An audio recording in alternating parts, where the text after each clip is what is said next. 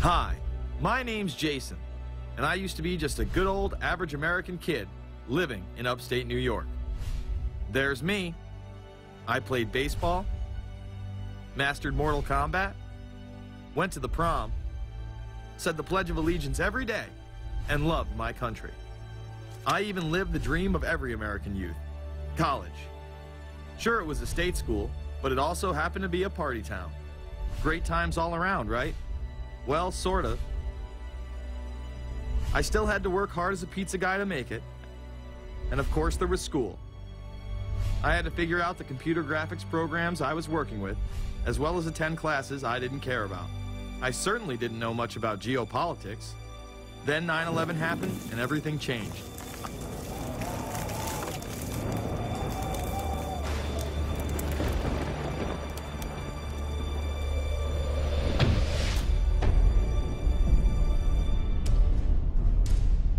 I was pissed.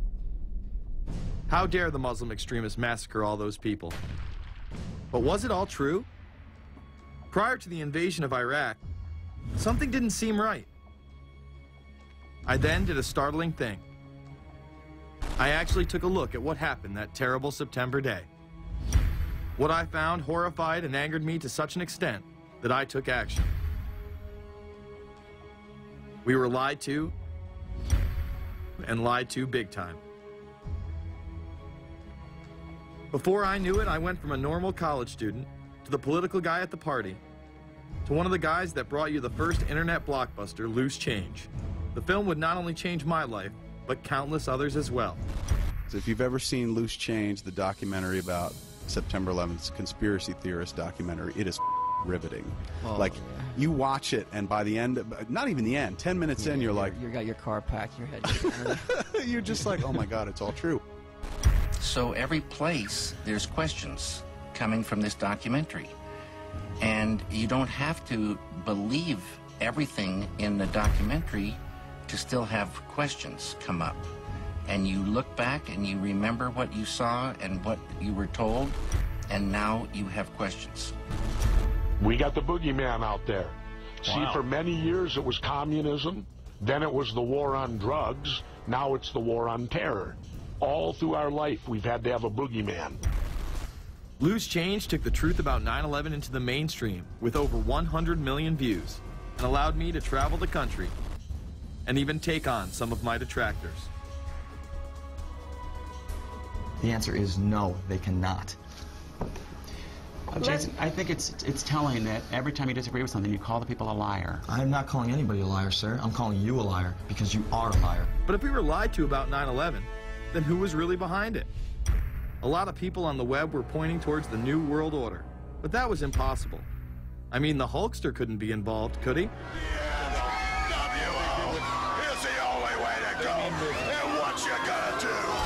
So I set out to find out if the New World Order really existed. And if it did, what was it? Who was involved? And what were their goals?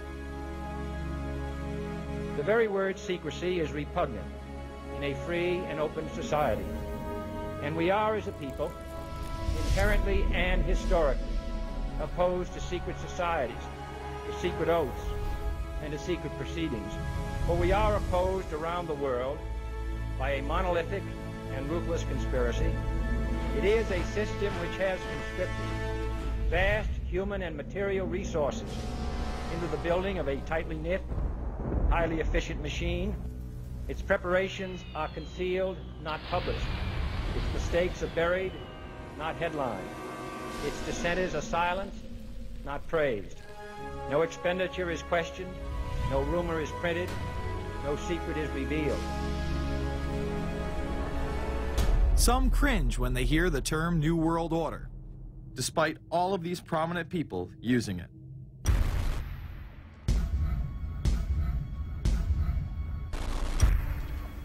The world that maybe some people dreamt of at that conference back in Bournemouth, when it looked as if maybe history would end, that liberal democracy would triumph, that free market economics would slowly progress, and we'd have a new world order.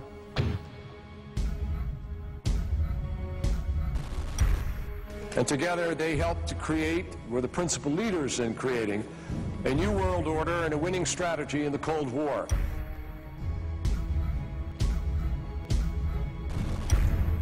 We are part of a new world order. And as the recently departed Admiral William J. Crowe once said, it's long on new and it's short on order.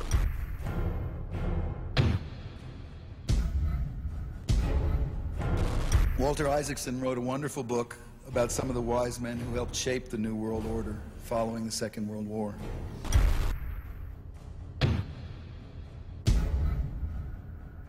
As we devise a way forward in Iraq, I urge the international community to embrace its responsibility for creating that new world order. A new world order based upon collective action.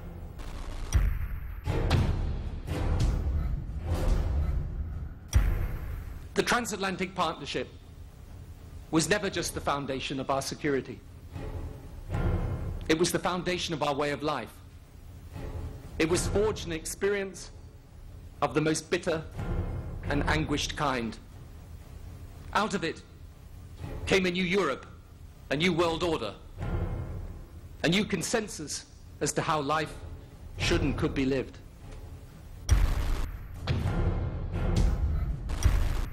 And just like that, it was gone. It was a new world order. That's what President George H. Bush said. Harvard historian Francis Fukuyama pronounced the end of history. In fact, when it is used, that person is often dismissed out of hand because of the perception that it is nothing more than a conspiracy theory. Actually, the idea of global governance and a one world order has been around for centuries, and the term New World Order has been used frequently in recent history. The New World Order means different things to different people, but to those who expect to be in control of it, it means the same thing. It means all the world under their control. They believe that somebody must rule. After all, people are too darn dumb to know how to rule themselves. They figured that that's their role. The first in-depth publication of note was Samuel Zane Batten's work, The New World Order, which was published in 1919. Under the cloak of Christianity, this order speaks of a new world rising and advocates social control over all people and all resources. It promotes a world federation with a world parliament, an international court, and a global police force. Some of its goals are as follows. Community. The danger and loss in crime and degeneracy. The determination to make community life safe, sanitary, wholesome, and moral. Industrial. The disappearance of class distinctions and the solidarity of all interests in the economic process. National. The conception of the nation's welfare as the supreme concern, with the policy that everything shall contribute to this end, and every person must do some useful work. International. The creation of an international mind, with a world consciousness and a world patriotism. The destruction of every arbitrary power that can separately and of its single choice disturb the peace of the world. Well, government is good, right? It put an end to war. Well, it could put an end to war because you just only have one dictator. I think Adolf Hitler had that in mind. He wanted a world government too, with himself as the master leader. Many have regarded Hitler as the apex of evil, a true heart of darkness. But how many people know that Hitler had his own vision of a new world order? Hitler had been promoted by the establishment. He graced the cover of Time magazine many times and was their Man of the Year twice. His vision was simple: unify Europe and then the world. The only real difference was that his order was racially motivated, instead of being based solely on religion. He even wrote a lesser-known follow-up to Mein Kampf in 1928 that many have dubbed My Order, or New World Order. President Roosevelt would condemn this order prior to World War II. Nazi forces openly seek to establish systems of government based on the regimentation of all human beings by a handful of individual rulers who seize power by force. Yes, these men and their hypnotized followers call this a new order. It is not new, and it is not order. The idea of globalization was so prominent in Nazi ideology that the 1936 Berlin Games would be the first time that the Olympic rings would be displayed prominently and promoted in order to glorify the Third Reich. This symbol represents the 5 major regions of the world: Africa, America, Asia, Europe, and Oceania, interlocking and coming together as one. This one world philosophy still defines the Olympic Games today. Australia, hello and welcome. One world, one dream. Hitler's methods of youth corps, concentration camps, eugenics, and military aggression were so visible to the rest of the world, he eventually failed. However, his vision of a new world order lived on. Author H.G. Wells, the man behind The Time Machine and War of the Worlds, would write about a planned world state in which there must be a common faith and law for mankind. In 1939, he would publish a full book on the matter called The New World Order. Wells again has a similar vision, stating that national individualism has to go and that sovereign states must end. He then goes on to write, in the great struggle to evoke westernized world socialism, contemporary governments may vanish. Perhaps his most chilling prediction is that countless people will hate the New World Order, be rendered unhappy by frustration and their passions and ambitions through its advent, and will die protesting against it. Many of them quite gallant and graceful-looking people. Collectivism is that concept where individuals are considered to be discardable, and that the group is more important, and that the ultimate group, of course, is the state. And so it boils down eventually to the fact that the state is the all-important unit of society, and citizens exist only to serve the state. Other men of prominence would also promote a New World Order during the 1960s, including industrialist and former New York Governor Nelson Rockefeller. These are some of the reasons pressing us to lead vigorously towards the true building of a New World Order. Rockefeller would also become vice president under Gerald Ford. Religious leader Pope Paul VI, delegates to international organizations, public officials, gentlemen of the press, teachers and educators, all of you must realize that you have your part to play in the construction of a new world order. As well as former President Richard Nixon. And the hope that each of us has to build a new world order. However, Nixon was largely a mouthpiece for his most dominant advisor, Secretary of State Henry Kissinger. Kissinger may be the most vocal proponent for a new world order of his era. He has called for it time and time again, in policy papers, meetings, and interviews. Time magazine recognized both Nixon and Kissinger as Men of the Year after announcing their New World Order in China.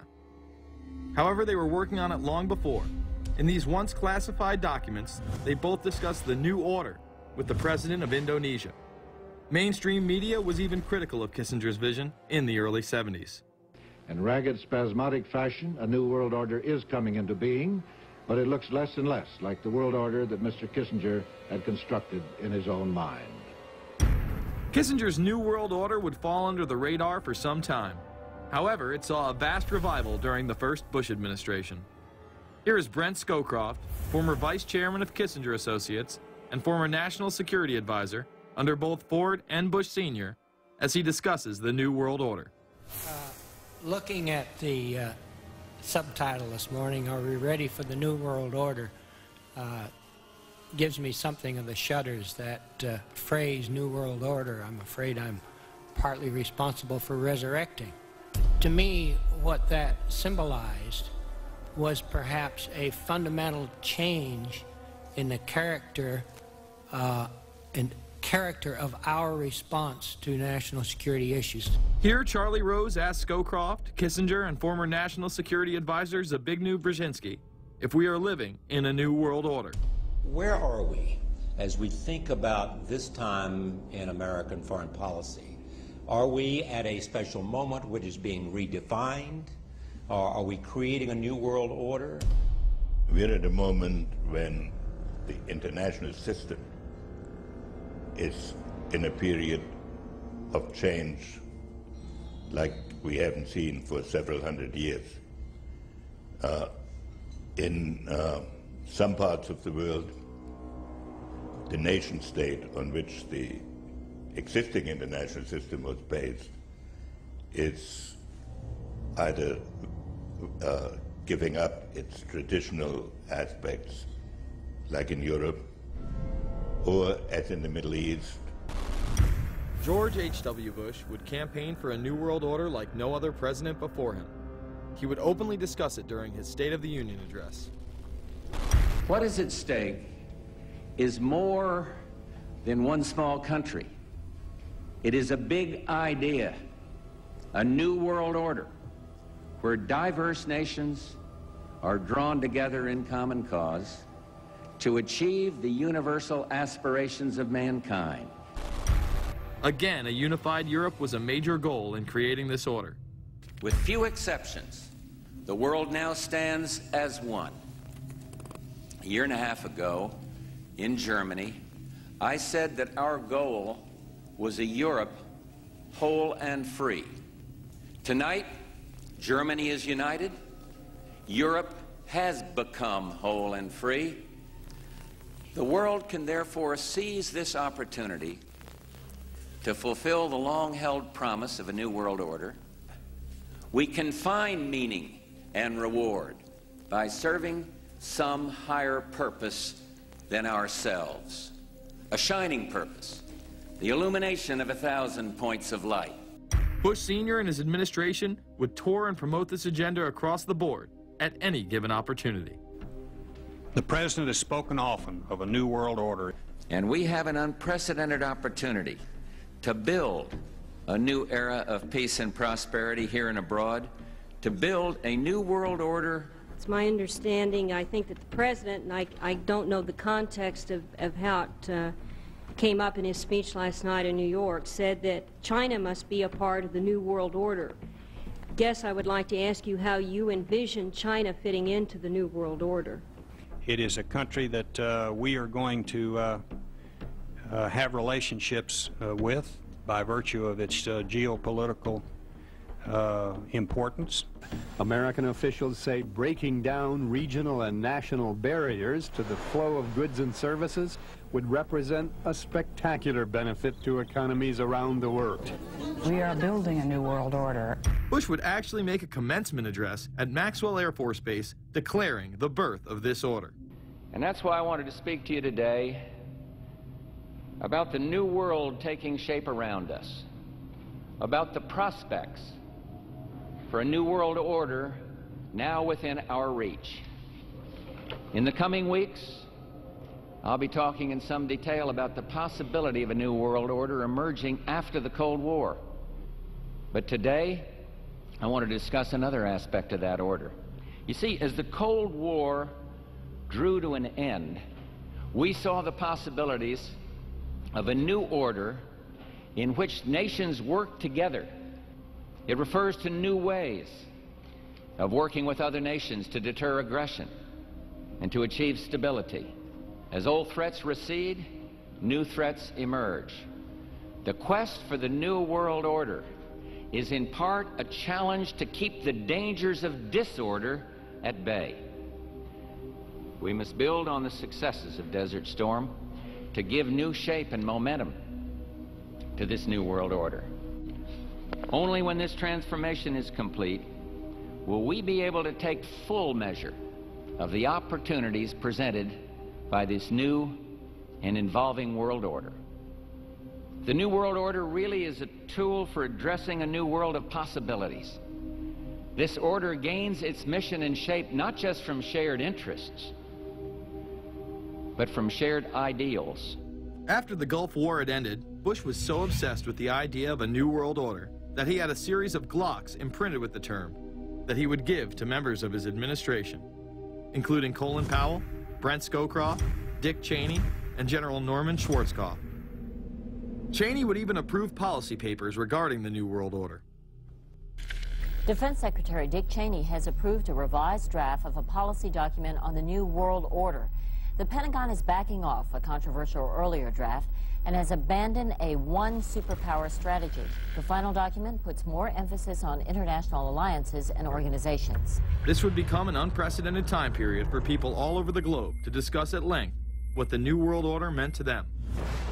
People within the media, Does anybody want to talk about the New World Order? Is there a New World Order out there, or is this a vision that exists in the... He does have his vision, there's no doubt about that.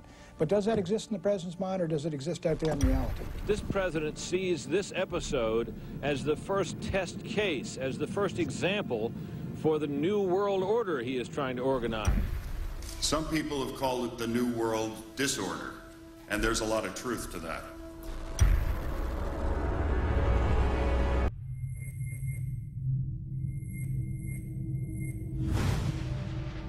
University and institutional chairs. I mean, we're talking a New World Order at Georgetown.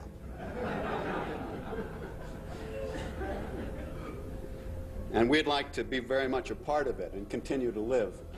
This is a world that is likely to be dominated in the near future, and perhaps longer, by the Gulf War and the New World Order, which is the buzzword of the moment. So the secret of a New World Order, and at this point it's just a slogan, but it does have some historical background in terms that orders have succeeded each other over time. The secret of this is to learn how to use coalitions. We are effective in the United Nations. People within government. George Bush has invoked a New World Order without enunciating a new American purpose. The president has still failed to articulate clear goals for our nation's foreign policy in this new age. I find the term New World Order very revolting, and just not only historically but politically today.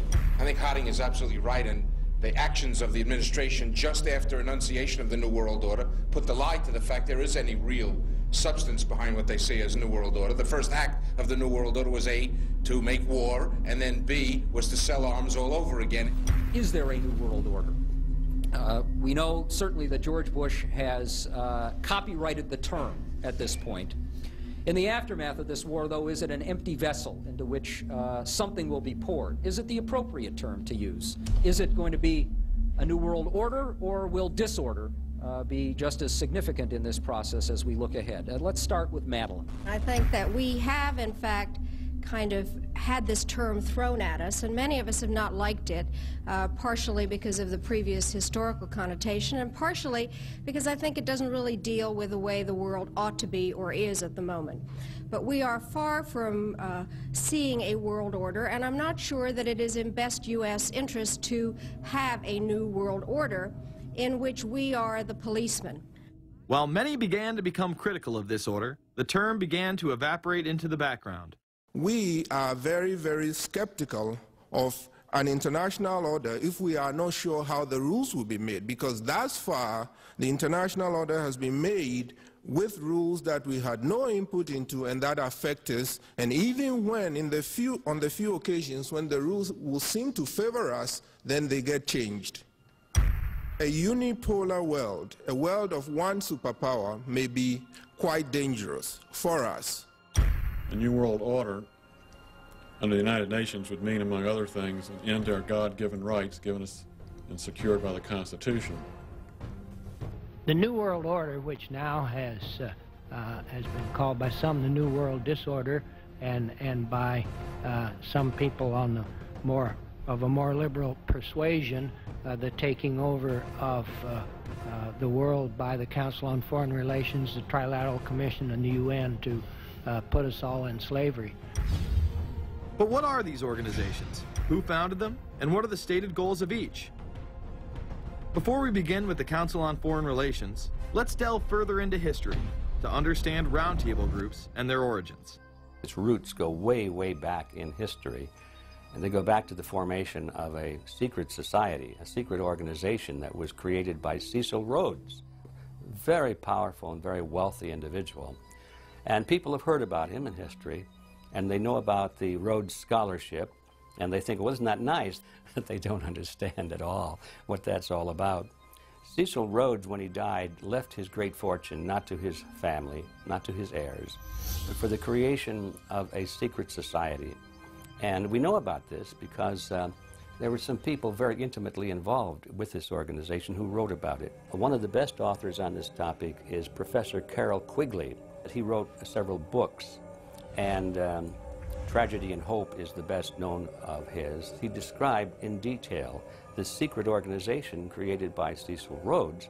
And he explains in these books, he knows about them because he was invited by the organization into its inner circle. He was never a member of it, but he was invited in as their historian. And he was allowed to see their secret records and papers and study them for several years. And he knew all the important players, and he understood what it was about, and so he wrote these books. It's an amazing thing because he laid out in great detail what the purpose of the organization was and how they were the major players in all of the big international events since and including World War I.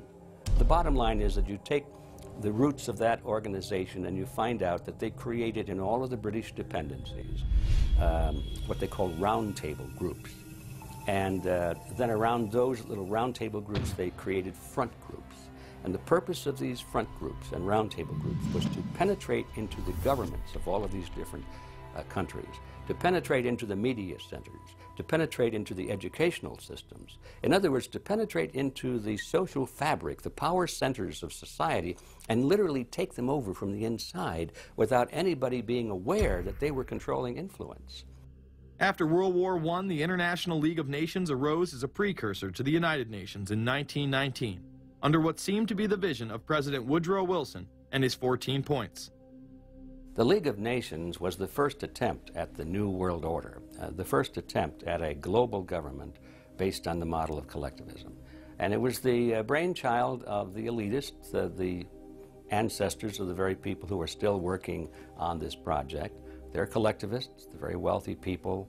They're the ones in this country who dominated the powerful tax-exempt foundations, like the Carnegie Endowment Fund for International Peace, the Rockefeller Funds, the Ford Foundation, and groups like that. These people were on record, even way back then, that they had to have a new world government, and they dreamed of that being embodied in the League of Nations. And they were solidly behind it. And that was one of the reasons those people encouraged the United States into World War I, was because of the crisis of World War I, and that would also condition Americans to thinking of making big changes in their system, because we certainly don't want another war like that, do we? There's that fear angle again. And they thought, well, by being in World War I, then we would be a major participant at the table to carve up the world and create a new world government. And that was to be the League of Nations. Well, what happened to it is that the American people didn't really go for it. Wilson was aware of the elite and their control over society. In his book, The New Freedom, published in 1913, he discussed such a group. Since I entered politics, I have chiefly had men's views confided to me privately. Some of the biggest men in the United States, in the field of commerce and manufacture, are afraid of something. They know that there is a power somewhere so organized, so subtle, so watchful, so interlocked, so complete, so pervasive, that they better not speak above their breath when they speak in condemnation of it. Ultimately, this insight did not spare him from becoming yet another puppet of the global elite. You're watching Invisible Empire, A New World Order Defined. I'm Alex Jones, the producer of this film. I have produced 5 of the top 10 films in internet history, whether it's Loose Change Final Cut, Endgame, The Obama Deception, or Fall of the Republic. Yes, we've made informative, well-documented films, but the real credit for the success of these documentaries lies with you, the viewers. My friends, Invisible Empire is so important for people that need a crash course in the history of the ruling class and what this establishment is setting up. Please support the filmmakers so we can make future documentaries. Visit Infowars.com. Purchase the high-quality hard case DVD that has over 30 minutes of expanded extras. Make copies of that because it's the best quality available. Give it to everyone you know. Have public showings, whether it's the library, a local theater, or your home. Get it out to everyone you know. Get a PrisonPlanet.tv membership. Download all my films in high quality. Burn them to disc and give them to everyone in your community. If we expose the globalist, there's no way they can carry out their hellish plan. The destiny of this film is in your hands. You've made our previous films incredible successes. I'm counting on you now. So again, Infowars.com to get the DVD, or call toll-free 888-253-3139, or see them all in incredible high quality at PrisonPlanet.tv. The ball is in your court. PrisonPlanet.tv is a better tool than ever in the info war. Over 6 years of my radio and TV shows, all my films in super high quality, my book, Paul Watson's book, all there, 15 cents a day. Your support of PrisonPlanet.tv empowers the resistance to unlock minds worldwide. In all of the British dependencies, these organizations, the front groups, were called the Royal Institute for International Affairs. In the United States, they chose a different name. They chose the Council on Foreign Relations, but it held exactly the same relationship to this inner society of Cecil Rhodes. Among the charter members were W. Averell Harriman of Union Banking, then President of the United States Woodrow Wilson's main advisor, Colonel Edward Mendell House, John D. Rockefeller, the founder of Standard Oil, banking mogul J.P. Morgan, and prominent bankster Paul Warburg. Well, the Council on Foreign Relations exists today. It's probably the most powerful single organization in America. Many observers, including myself, believe that it is the hidden government of the United States. These people are not elected to office, and most Americans don't even know who they are.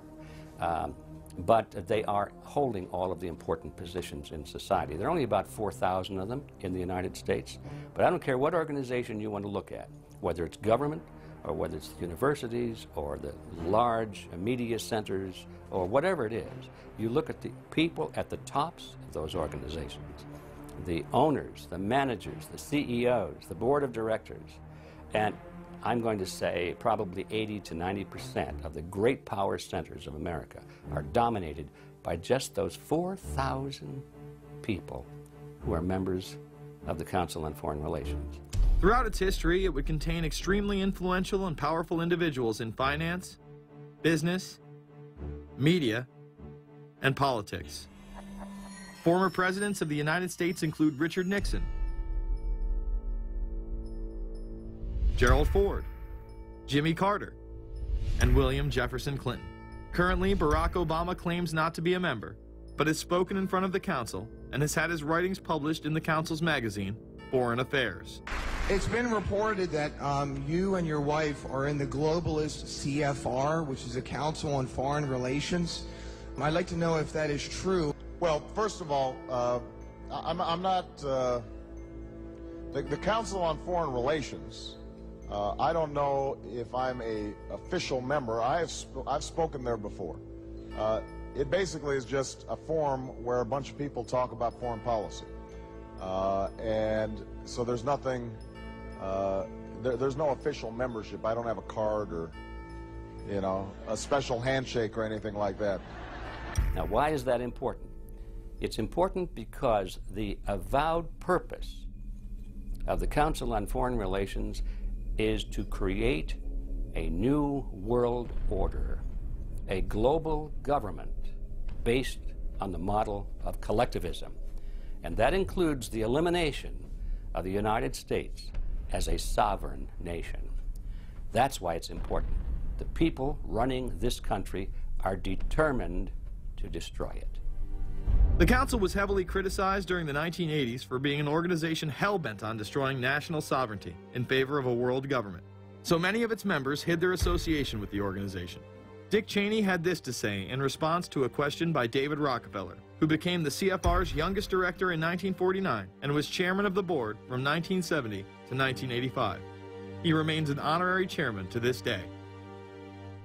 It's good to be back at the Council on Foreign Relations. As Pete mentioned, I've been a member for a long time and was actually a director for some period of time. I never mentioned that when I was campaigning for re-election back home in Wyoming. Now, you are the president of the Council on Foreign Relations, all right? Yes, sir. You guys toy with countries of the world like toys, don't you? You're like the Illuminati, you're the Masons, you control everything, don't you? That's the rap on you guys. What's so interesting now, though, is who's on the chessboard. It's the toys, if you will, are a lot more than states. Notice that Mr. Haas does not deny that the CFR has massive control over the geopolitical arena, and instead tries to focus on the separate entities outside of nation-states. Current Secretary of State Hillary Clinton also reveals the importance of the CFR here. But it's good to have an outpost of the council right here down the street from the State Department. We get a lot of advice from the council, so this will mean I won't have as far to go to be told what we should be doing and how we should think about the future. You have these private groups that are run and created by the elite, by the ultra-rich, wealthy families that have been manipulating global markets from behind the scenes for generations. They create these private groups that then feed information to the government, to senators, to congressmen, their recommendations, their policy papers, what they think should happen. And it's fascinating because if you actually read what it is that they're doing, the recommendations that they make, they're very able to get them put in place.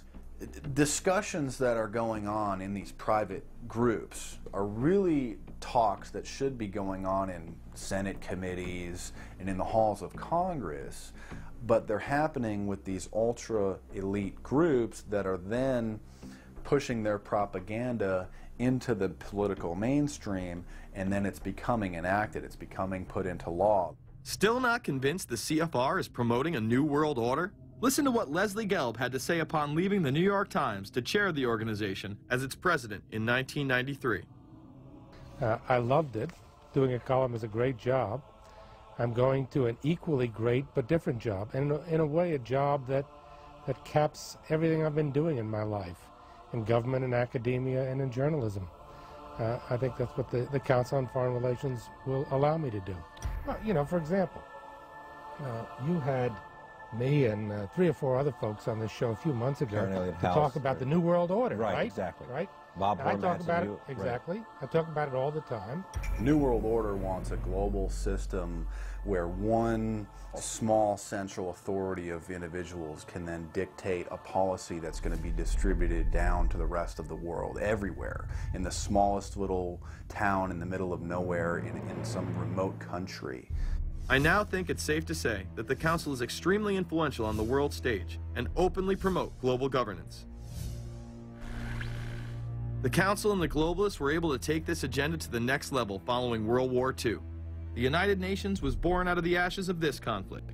Unlike the League of Nations, the United States not only joined this organization, they championed it.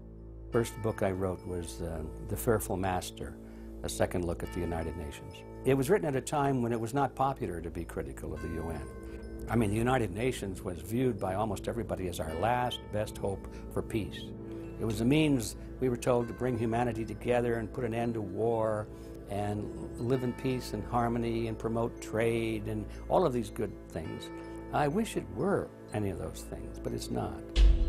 The original charter for the United Nations was drafted in San Francisco in 1945, and the United States became a permanent member of the Security Council, along with France, the United Kingdom, the Soviet Union, and the Republic of China. The process by which other nations' belief systems could be used to erode and eviscerate our Constitution and Bill of Rights had taken a giant leap forward. The United Nations is one of the most well-known sort of globalization attempts. Its primary goal is to streamline all the governments of the world, to create a global council and to unify all the rules and all the regulations for the world. So it's essentially the precursor and an engine of this new world order. The United Nations is made up of all of the countries of the world, most of which are dictatorships of one kind or another. And you don't take a bunch of dictatorships and put them into a bag and shake it up and come out with a freedom-loving governmental unit. You come out with a global dictatorship. This was the public face of global governance. However, many other organizations have been birthed since. Even more suspect is a private group called the Trilateral Commission. David Rockefeller and Henry Kissinger are among its some 300 influential members. The Trilateral Commission, rich and powerful business and political leaders from Japan, Europe, and North America. The New York-based policy group was formed in 1973 by Chase Manhattan Bank Chairman David Rockefeller. In addition to Rockefeller, there are many other noted American members. Among them, economist Alan Greenspan, former Defense Secretary Harold Brown. George Bush was once a member, but resigned last year before his unsuccessful presidential campaign. Back then, it wasn't politically wise to be aligned with what his party's right wing considered a shadow world government. The United Nations would take over America. The Trilateral Commission would control the world. Just look at its membership, they say. Current and former members include Presidents Clinton, Bush, and Carter. Names like Brzezinski, Christopher, Kissinger, and Schultz. And top executives of ITT, Xerox, Exxon, and Nations Bank. Although this group with only 300 members seems to be at the apex of the power structure, there is yet another group formed in 1954 that is even smaller in number and has a greater influence on world events. Meet the Bilderberg Group. This elite group meet annually around the globe. There is a core group of members who have attended every year for decades, such as David Rockefeller, Henry Kissinger, and Queen Beatrix of the Netherlands. These members invite others who are politically and socially relevant at the time. Each year, around 140 people are in attendance. Real quick, I'd ask Hillary this question. In 2004, you attended a meeting in Italy called the Bilderberg Group. I just want to know what you were doing out there, what that was all about. Because she lied to me and told me she didn't go. I figured you might tell me the truth. All I did was go. They had a Republican and a Democrat. Republican was... I gave like a 20-minute talk on the presidential election. Did it have anything to do with being John Kerry's running mate? Did they talk about that at all? No, because I wasn't his running mate. Okay. I happened to be in Europe then on my way to Russia. I was invited to go to Bilderberg by Vernon Jordan, a friend of mine, and a genuine hero of the civil rights movement. And to the best of my knowledge, NAFTA was not discussed by anybody in my presence. Documents released by the group in 2001 reveal that in September of 1955, the group met in Germany and covertly outlined the idea of a European Union.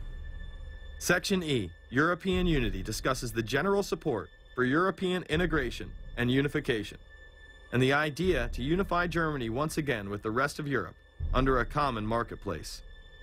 Belgian Viscount and current Bilderberg chairman Etienne Davignon told the EU Observer in 2009 that the next Bilderberg meeting could improve understanding on future action in the same way it helped create the euro in the 1990s. This illustrates the patience, vision, and reach of this organization. It was able to promote and establish both the European Union and a European currency over the course of just under 40 years, incrementally. One of the things that the elitists discussed back at the turn of the century when they were talking about how do you convert the United States into a collectivist system was the fact that you can't do it quickly. You have to let people get used to it incrementally, because any major change would be rejected. The 1957 Conference of Rome, where the Common Market Treaty, providing for free trade in all products, was at last signed.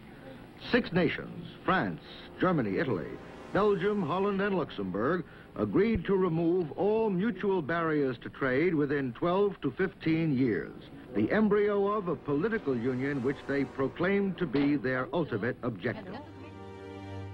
In that fashion, it's possible for people to get used to this process and even to think it's a good thing. People will accept the gradual growth of government, the gradual loss of their purchasing power. They'll accept almost anything if it's done gradually, and we have to be very alert to that.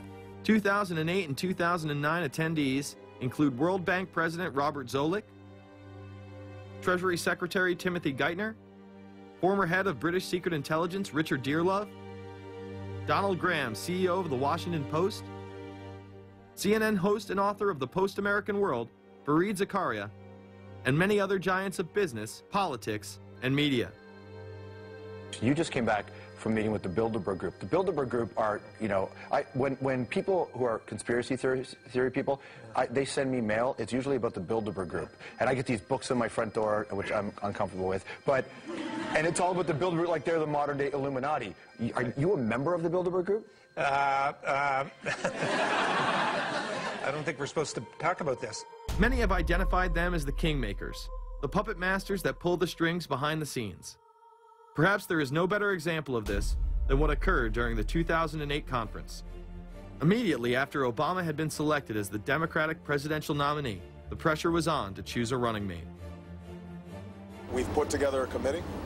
We are going to be equally deliberative in how we move forward.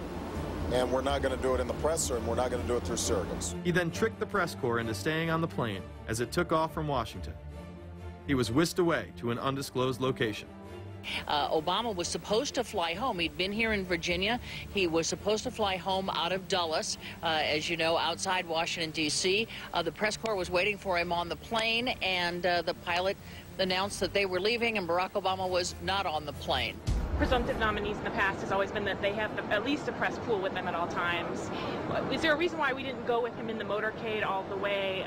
This is what we're out here for, and now we're on this plane with no candidate. Again, you know, look, I understand. There was a desire to do these meetings, obviously, in private. The press then began to report that Obama and Hillary were meeting secretly in her home. Well, we continue to follow our breaking news. Barack Obama, Hillary Clinton meeting tonight at her house in Washington, D.C.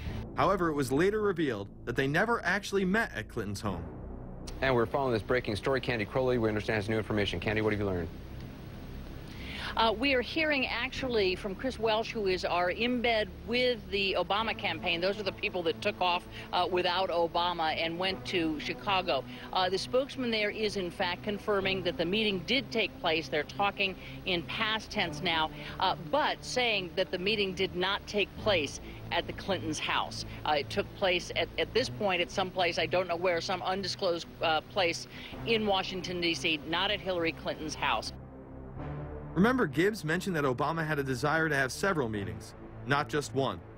Is there more than one meeting? Is there more than one person with whom you... I'm not going to get into all the details of the meetings. I don't know that I've got a ton more different answers for all of your questions. The truth of the matter is that Bilderberg just happened to be in the neighborhood at the time. They were holding their annual meeting just down the road in Chantilly, Virginia. What are the chances?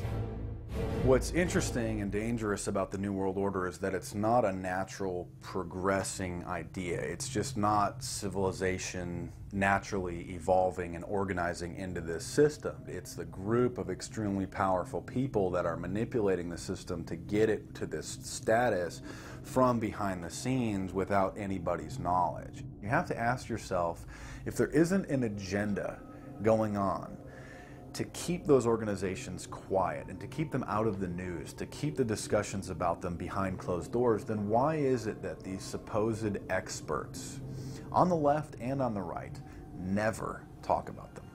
This has been a condensed history of the globalist organizations and their rise to power. But is there a reason they meet behind closed doors? A shadow world government has been mentioned, but to truly understand what that means, let's go back to this iconic warning from President Dwight D. Eisenhower. Progress toward these noble goals is persistently threatened by the conflict now engulfing the world. It commands our whole attention, absorbs our very beings. We face a hostile ideology, global in scope, atheistic in character, ruthless in purpose, and insidious in method. Unhappily, the danger it poses promises to be of indefinite duration. The need to maintain balance in and among national programs. Balance between the private and the public economy. Balance between the cost and hoped for advantages. Balance between the clearly necessary and the comfortably desirable.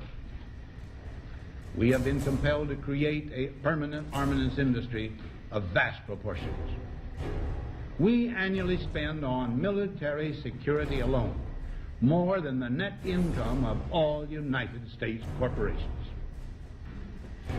The total influence, economic, political, even spiritual, is felt in every city, every state house, every office of the federal government. Yet we must not fail to comprehend its grave implications. Our toil, resources, and livelihood are all involved. So is the very structure of our society. In the councils of government, we must guard against the acquisition of unwarranted influence, whether sought or unsought, by the military-industrial complex. The potential for the disastrous rise of misplaced power exists and will persist. America went into a major mobilization, revived its defense industries, and we saw the civilian economy of America more and more skewed through the 50s. Already in Eisenhower's time, he could see it coming, that you were getting a larger and larger defense military component of the economy, which, unlike the rest of the economy, was very, very centrally organized about lobbying for more and more new weapons. It was the political skills of this military-industrial complex, which I think Eisenhower was really warning us about, and rightly. There is a military-industrial complex. Today, we see a situation where the civilian economy is really in tatters, and most of our civilian production has gone overseas to third world countries. What do we export? Our biggest export practically is garbage, but apart from garbage, we export military equipment. We have a special act which subsidizes, makes it possible for countries abroad to buy our armaments because it's too expensive to produce them for one country only. So we have become a very efficient military-industrial complex, but the civilian economy is only a ghost of what it used to be, and this has terrible consequences for democracy because it means that the power of this lobby is now sort of dominating what goes on in Washington. Through multinational corporations, global intelligence networks, out-of-control banksters, all under the veil of national security and black operations, the global elite have consolidated power on a massive scale over the last several decades. You see, global corporations not only fund and develop large technological and military projects here and abroad, they also own the consumer industry and production, as well as all of the important media. By owning the vast majority of what we hear and see on a daily basis, we have been manipulated on a mass scale as to regards to what we believe and desire, both socially and politically. Edward Bernays, the nephew of world-famous psychoanalyst Sigmund Freud, would study group dynamics and become the father of public relations. He authored the book Propaganda in 1928. In it, he described how to intelligently and consciously manipulate the habits and opinions of the masses within a democratic society. He went on to state that those who harness this unseen mechanism of society constitute an invisible government and are the true ruling power. It is they who pull the wires which control the public mind, who harness old social forces and contrive new ways to bind and guide the world. The average American is distracted, mindless, worried about minuscule things, celebrities, as if it was their own family members. And this is by design, because the powers that be, who own the media, know how our brains work. They know scientifically how the human mind functions. They know about sociology, and they are using the media, and have used the media for decades now, to entertain people with issues that don't really matter. When you have the big news networks covering celebrity issues as if it's the most important thing, it becomes the most important thing. And this is not by accident. This is to keep us out of the way. Because if you're worried about the latest celebrity death, or the latest celebrity couple, or the celebrity breakup, or your sports team having a shot at the Super Bowl or the World Series, there's so much information about those issues that can be discussed that will mesmerize people, and they won't know or care about the real issues that are out there. Well, I think this is just one more piece of evidence of the degree to which the media, supposedly the watchdogs, has become the gatekeeper of the system. Mainstream media are, first of all, nearly all of them corporations, nearly all of them now publicly held, part of the whole Wall Street financial system that they're supposed to report about objectively, but they can't. They, right now, in October of 2009, they are celebrating the recovery of the biggest banks in New York and saying that the recession is over. Of course, there are a few problems, like foreclosures are going on, unemployment is rising. All of this is affecting the American people, but it's not affecting the financial elite who also control the media. Bernays successfully identified the invisible empire which controlled the minds of men. So as the populace is mesmerized and hypnotized by powerful behind-the-scenes forces, as they are distracted by the latest celebrity scandal, the newest cell phone, and their favorite sports team, this network disguises itself, remaining in the shadows. Despite the elite utilizing Bernays' methods, in conjunction with the military-industrial complex they had erected, a modern arm of this organization was exposed in what came to be known as the Iran-Contra scandal. Essentially, black operations were not only caught dealing arms illegally and supporting South American dictators, but also smuggling drugs into the United States. Iran-Contra was really the merging of two different programs. The first one was support for the Contras, who were, let's face it, a force of terrorists in Nicaragua trying to overthrow the Sandinista government. They were being secretly supported by the CIA, and at the bottom of the whole thing was drugs. Iran-Contra was openly exposed by massive network coverage.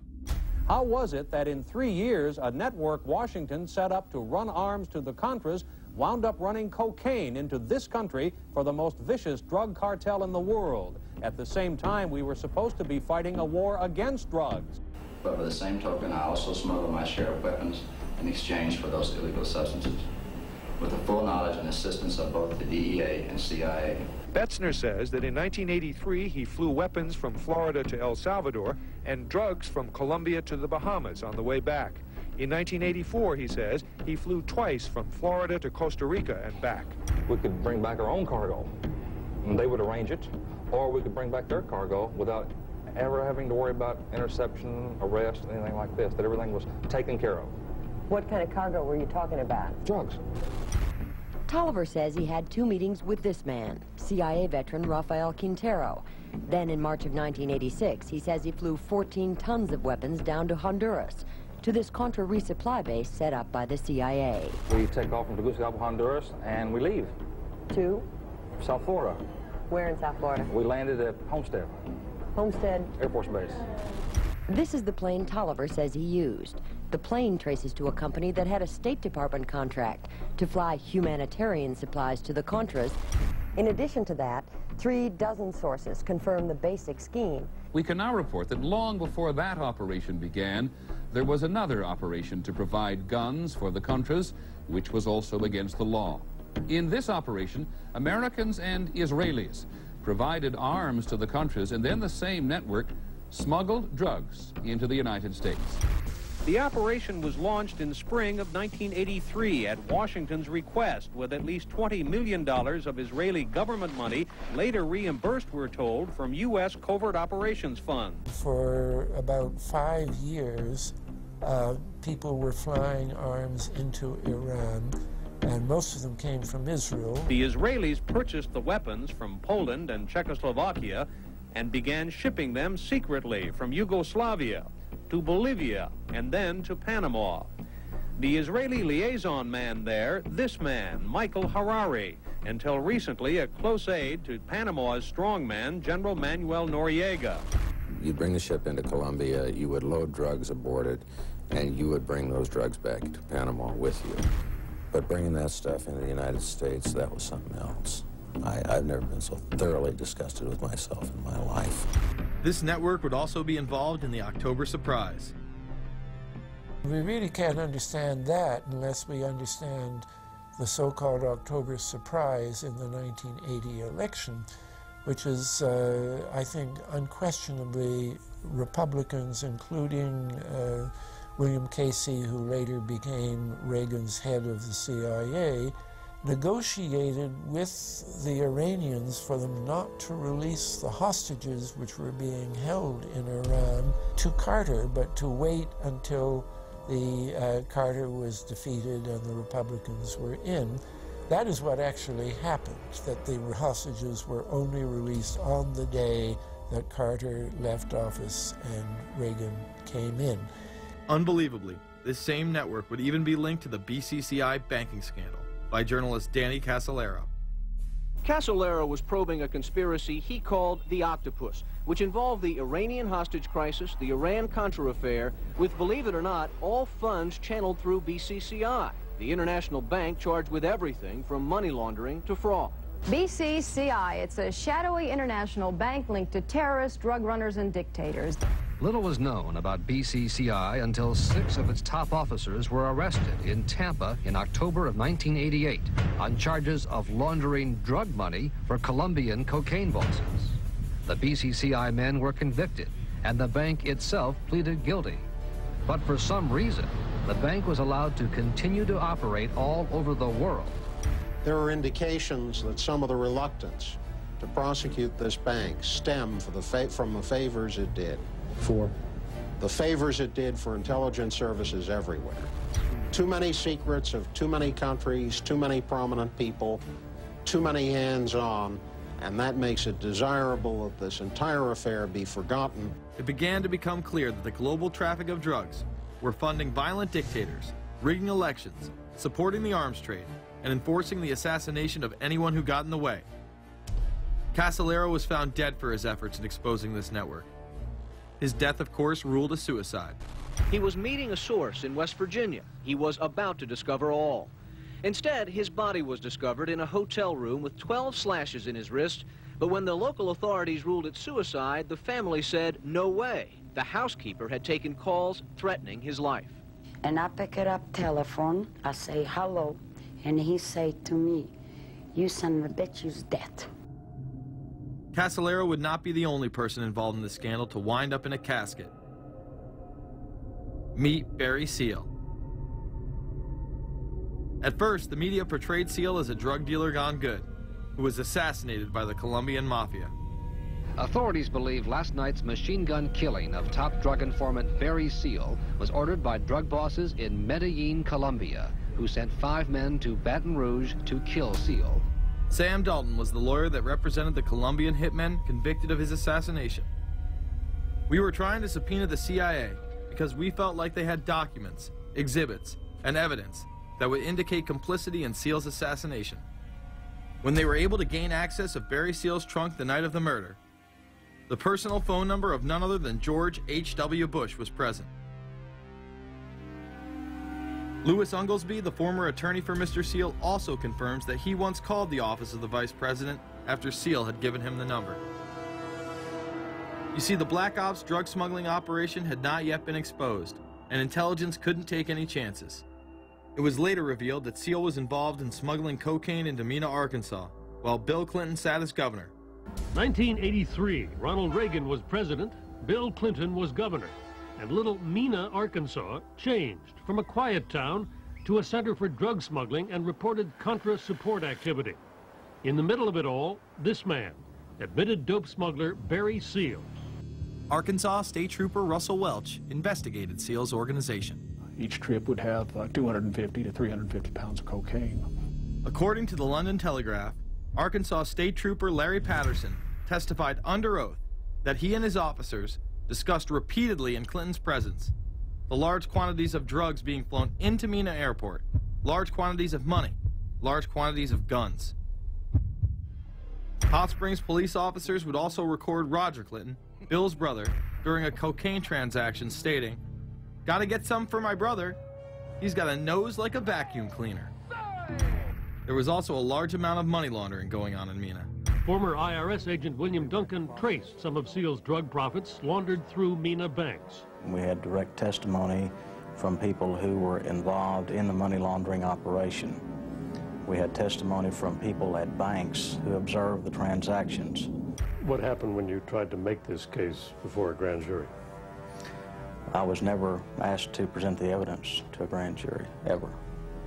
This very same network used BCCI to fund the Afghani rebels. The deputy director of the CIA, Richard Kerr, said late today that the CIA did use the Bank of Credit and Commerce International, BCCI, to support CIA activities overseas. Most people still believe that the Soviets had maliciously invaded Afghanistan in order to spread their communist agenda. The Al-Qaeda was essentially a kind of a byproduct of Brzezinski's campaign to embarrass the Soviet Union in Afghanistan. They weren't in Afghanistan at that time. Brzezinski boasted later that he was responsible for drawing them into Afghanistan.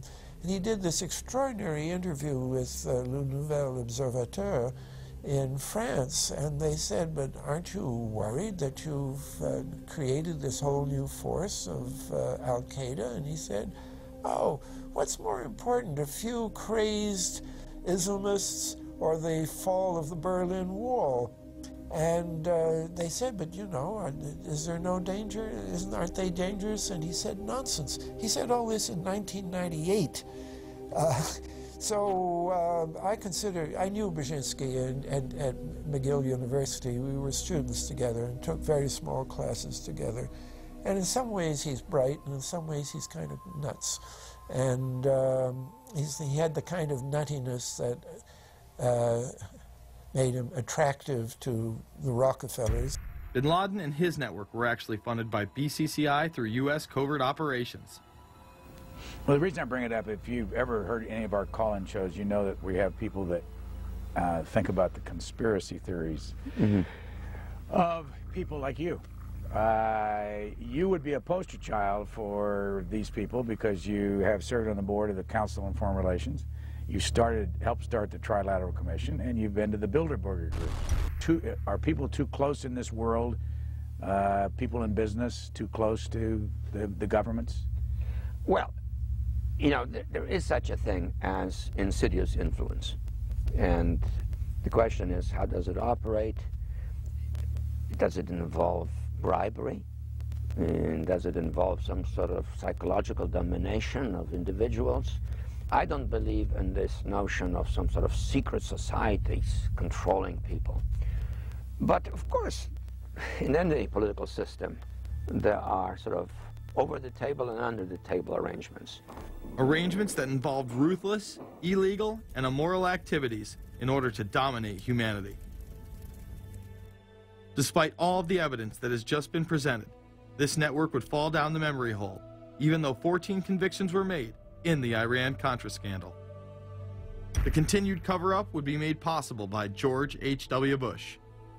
These documents that came forward in the North trial clearly reveal the involvement of the Vice President to a greater degree, I think, than he has acknowledged heretofore. This, of course, did not stop him from pardoning those involved during the twilight of his presidency. Some new reverberations today to President Bush's Christmas Eve surprise, the pardoning of former Defense Secretary Caspar Weinberger and several others in connection with the Iran-Contra allegations. Well, now the special prosecutor says it's the president who needs to explain some things. The real issue is why the notes weren't produced 5 years ago when the congressional investigation and the independent counsel's investigation had requested them. Because high-level political officials scrambled to limit the investigation and establish plausible deniability for the upper echelons of the network, including Bush himself. So who is this guy, and how did he come to power? To understand that, we must first take a look at his father, Prescott. Prescott was born into privilege and became extremely influential in business, intelligence, and politics. He helped establish the CIA out of the Army's Office of Strategic Services with the Dulles brothers, and served as a senator in the state of Connecticut. However, during his time serving as one of the directors of Union Banking Corporation, he was doing business with Nazis. The Bushes have been sort of at the heart of the military-industrial complex since its very beginning, and that Prescott was involved in a firm that actually fronted for Nazi firms in America. In fact, Union Banking and its subsidiaries were seized by the United States government in October of 1942 under the Trading with the Enemy Act. After the war, the assets were returned, a few fines were paid, and it was swept under the rug of forgotten history. These Nazi ties should not be all that shocking, seeing as it has been declassified that the Office of Strategic Services recruited Nazis into its ranks through Project Paperclip in August of 1945. George Bush seemed to follow in his father's footsteps, using Prescott's business connections to move to Texas and get into the oil industry. He would first attain political office as a Texas congressman in 1966, but then lose his bid as a Texas senator in 1970. It was at this time that Nixon appointed Bush as an ambassador to the United Nations. According to official accounts, Bush then began work with the CIA as its director in 1976. Evidence suggests that Mr. Bush and the CIA actually had a much longer-standing relationship. There are indications that he had relations to the CIA before. There's a very strange memo, and the names are George Bush. And when this was published, there was a lot of fuzzing of the issues, but given George H.W. Bush's strong connections with the Cuban community, I think there is a good chance that it was the George Bush we know, so that he did have a CIA connection. Bush left the CIA just under a year after his appointment. He is credited with restoring the agency's morale, as its image was being shattered by the Church Committee's revelations of the CIA's unauthorized activities involving assassinations and corruption. In reality, Bush was responsible for denying the Church Committee many of the documents it requested and making it impossible for them to do a thorough investigation. After his time as CIA director, he devoted himself to becoming the next president of the United States. Many people within his own party did not like his globalist ties. Along the campaign trail, Bush continually had to explain his association with the group. So, you know J.R. Ewing in the show Dallas? J.R. is a member of the Trilateral Commission, I think. It's got to be because it's so bad. Let me tell you something. I used to be a member of it. I resigned, as I did from every business thing I was in, to concentrate on one thing, running for President of the United States. Ronald Reagan initially had no interest in having Bush as his running mate. Even then presidential candidate Ronald Reagan had questions. I would suggest that maybe Mr. Bush would clear the air if he'd tell us why he resigned. Reagan's backers then forced him to choose their intelligence frontman, George H.W. Bush, as his vice president. But in spite of last year's campaign rhetoric, all seems to be back to normal between George Bush and his old colleagues. And President Reagan, who is relying on many of these powerful business leaders to make his economic package work, will host commission representatives at the White House Monday. After Reagan's election, there was an attempt on his life, just 69 days into office. Astoundingly, Bush would again be connected. Well, just who is John Hinckley, Jr.? When he left this neighborhood 8 years ago, he was, by all accounts, well-liked and seemingly normal. This donut shop near the motel was visited by Hinckley, who reportedly waited for a phone call here each day, even though he had a phone in his motel room. The nature of the calls is not known. A touch of irony. The young man walking with the elder Hinckley is 30-year-old Scott Hinckley, John Jr.'s brother. He and Vice President Bush's son, Neil, are friends. They had planned to have dinner together in Denver tonight. The plans have been canceled. We were told Hinckley was a madman acting alone. If that was the case, why was he making phone calls from a payphone down the road instead of his hotel room? Why was the would-be assassin's brother a family friend of the man who stood to gain the presidency? While Reagan led the nation in the public eye, Bush exploited his power through the largely unknown Continuity of Government Directive. In the United States federal government, there is a super-secret agency which controls this shadow government. The National Program Office allowed Bush and his network to attain executive emergency powers. Ronald Reagan authorized the National Program Office when he signed a top-secret directive in 1982. Oliver North was one of the key officers responsible for the program's startup. Under the NPO's direction, 4 agencies were charged with execution of the Doomsday Plan: the CIA, the Departments of State and Defense, and the Federal Emergency Management Agency. An effort was being made to consolidate continuity of government programs across several major departments of the government under one office. After 8 years of secret wars, covertly sponsored revolution and assassination had advanced globalist interests and allowed Bush to achieve his lifelong dream by becoming the 43rd president of the United States. The fall of the Soviet Union left the United States as the sole superpower in the world. The Wolfowitz Doctrine stated, "We must maintain the mechanism for deterring potential competitors from even aspiring to a larger regional or global role." The New World Order was on display with the first Gulf War and the creation of a European Union. After losing to his crony Bill Clinton, he faded into the background as the agenda for a New World Order marched forward. After 1989, President Bush said, and it's a phrase that I often use myself, that we needed a New World Order. We have just exposed many of the globalist operations, including drug dealing, funding terror, dealing arms, and taking over the United States government by stealth. Whenever these agendas were threatened, those who opposed them ended up dead.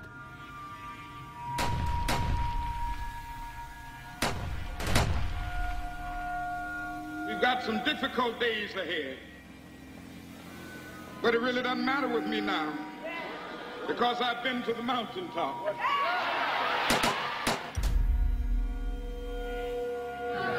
My thanks to all of you, and now it's on to Chicago, and let's win there. Thank you very much. Gave a paper about all three of the big assassinations in the 60s, which was John F. Kennedy, Bobby Kennedy, and Martin Luther King.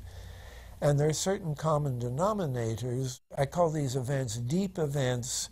We've become accustomed to the idea that every now and then something is going to happen, and we just know from the beginning we're not going to get to the bottom of it. And the more they happen, the more reconciled we've become to this state of affairs.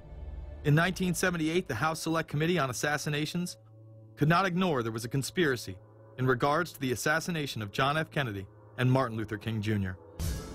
Good evening. A congressional committee has concluded that President John Kennedy and civil rights leader Martin Luther King, Jr., both of them, were probably killed as the result of conspiracies. The House Assassinations Committee wound up its 2-year study by recommending that the Justice Department look into both cases. In the assassination of Dr. Martin Luther King, the committee concluded the likelihood of conspiracy. The committee's summary of findings says President Kennedy was probably assassinated as a result of a conspiracy, that its evidence establishes a high probability that 2 gunmen fired at the motorcade. The committee concluded that President Kennedy did not receive adequate Secret Service protection in Dallas, that the CIA was deficient in sharing information before and after, that the Justice Department and Warren Commission failed to pursue possible conspiracies and made their conclusions too definite. There seems to be no debate that the CIA and Secret Service were involved in the assassination, as you can clearly see 2 Secret Service agents being taken away from their positions at the back of Kennedy's vehicle just moments before the assassination. And no matter what you believe about Oswald, it has now been declassified that Oswald was trained by the CIA in 1957 under the cover of the Office of Naval Intelligence. These political assassinations continue to this day. The 11-person jury in the inquest must decide if these stills, never before seen of Diana in the Mercedes and then the crash, are the frantic moments after a tragic accident or the aftermath of a calculated murder. Mr. Al-Fayed? Mohammed Al-Fayed, Dodi's father, has long since made up his mind. I believe that my son and Princess Diana been murdered by the royal family. He claims Diana was pregnant and about to announce her engagement to his son, an embarrassment so great, he says, that Prince Philip commissioned British Secret Service to kill the couple. Assassination is an option when the ruling class can identify an enemy who cannot be compromised. But how do they bend the population's will to do their bidding? Well, the false flag operation is one in which the attacker carries the flag of someone else. It's usually a military operation, and the purpose, of course, is to create the impression that the attacker is someone else.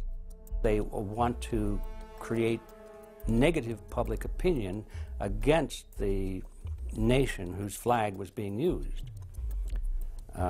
Or they may even not use a flag at all. This sort of thing is done all the time, and it's certainly not unique in history. I think we've been seeing a lot of it lately. Americans are easily motivated by false flag operations, and I think it's inevitable that we will see false flag operations in the near future. It is used in order to seize power at an accelerated pace. A very well-documented modern example of this is the Tonkin Gulf incident. There were two sets of Tonkin Gulf incidents. The first one on August 2nd were real but trivial. The second on August 4th, 2 days later, were the ones to which we actually sent planes off in retaliation and were, in theory, much bigger, a torpedo attack on a U.S. destroyer, but in fact it never happened. When McNamara visited Vietnam, he confirmed the Tonkin Gulf incident never occurred, and once again, we were lied into war. To this day, I don't know what happened on August 2nd and August 4th, 1964 in the Tonkin Gulf. The general provided the answer, saying his Navy attacked the Maddox on August 2nd, but on the 4th, nothing happened. There was absolutely nothing, he said. We know for a fact now that NSA and CIA both falsified their reports up to Johnson on that day to make it look as if there had been an attack. Upon the fall of communism, a new threat had to be established in order to maintain their military-industrial complex and keep the people in fear of invisible enemies. More modern examples of this have been used not only to start conflicts abroad, but to instill fear in large populations in order to demonize groups and further erode civil liberties. The majority of people still believe that Timothy McVeigh was a right-wing extremist who bombed the Oklahoma City building with a Ryder truck because he was upset with the government. People close to the event told a very different story. A local congressman believes that convicted bomber Timothy McVeigh and his accused co-conspirator Terry Nichols are not the only ones involved. The Oklahoma State Representative Charles Key produced a videotape featuring witnesses who claim to have seen Timothy McVeigh with another man the morning of the bombing. He was wearing a ball cap. Timothy McVeigh had his on backwards, which just like this. It was on his head. The other gentleman had his on like this. In fact, the FBI had actively pursued John Doe No. 2 in its initial investigation, then denied his existence altogether. There were also multiple reports that explosives were found inside the Murrah building.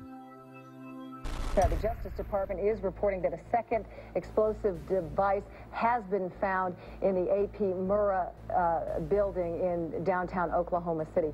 Mike, you're still with us, aren't you? Yes, I am, and I might tell you in addition to that, in fact, what we were told at the scene a few minutes ago was that, in fact, 2 different explosive devices were found in addition to the one that went off. The second explosive was found and defused. The third explosive that was found, and they are working on right now as we speak, I understand, both the second and third explosives, if you can imagine this, were larger than the first. Bomb squads were actually caught on video pulling into the building to retrieve these devices. They'll back that trailer down there, and the bomb squad folks will go in, and they will use that trailer. You see the bucket on the back there, sort of, this is how they would transport the explosive device away from this populated area to try to do something with it. I just took a look down the street at the Murrah building again. I see another bomb truck going, so apparently they're going to try to get out that third bomb that's been talked about. This was even confirmed by the governor at the time, Frank Keating. One device was deactivated. Apparently there's another device, and obviously whatever did the damage to the Murrah building was a tremendous, very sophisticated explosive device. Members of the ATF who would have normally been in the building were tipped off prior to the bombing. He saw what appeared to be a police bomb squad truck near the Murrah building 2 hours before the blast. It had a shield on the side of the door, and it said bomb disposal or bomb squad below it, and I really found that interesting. Another witness who spoke to ABC News on the condition of anonymity will tell the grand jury tomorrow he was told by an ATF official agents working in the building had been warned in advance not to come to work. He just came out and told me that the ATF wasn't in the building that day. They'd been tipped by their pagers not to come to work, which I was flabbergasted. McVeigh would even claim in a letter written to his sister, which was published by the New York Times, that he was actually recruited for black operations, which included smuggling drugs into the United States, as well as assassinations. One may brush this off as the ravings of a madman.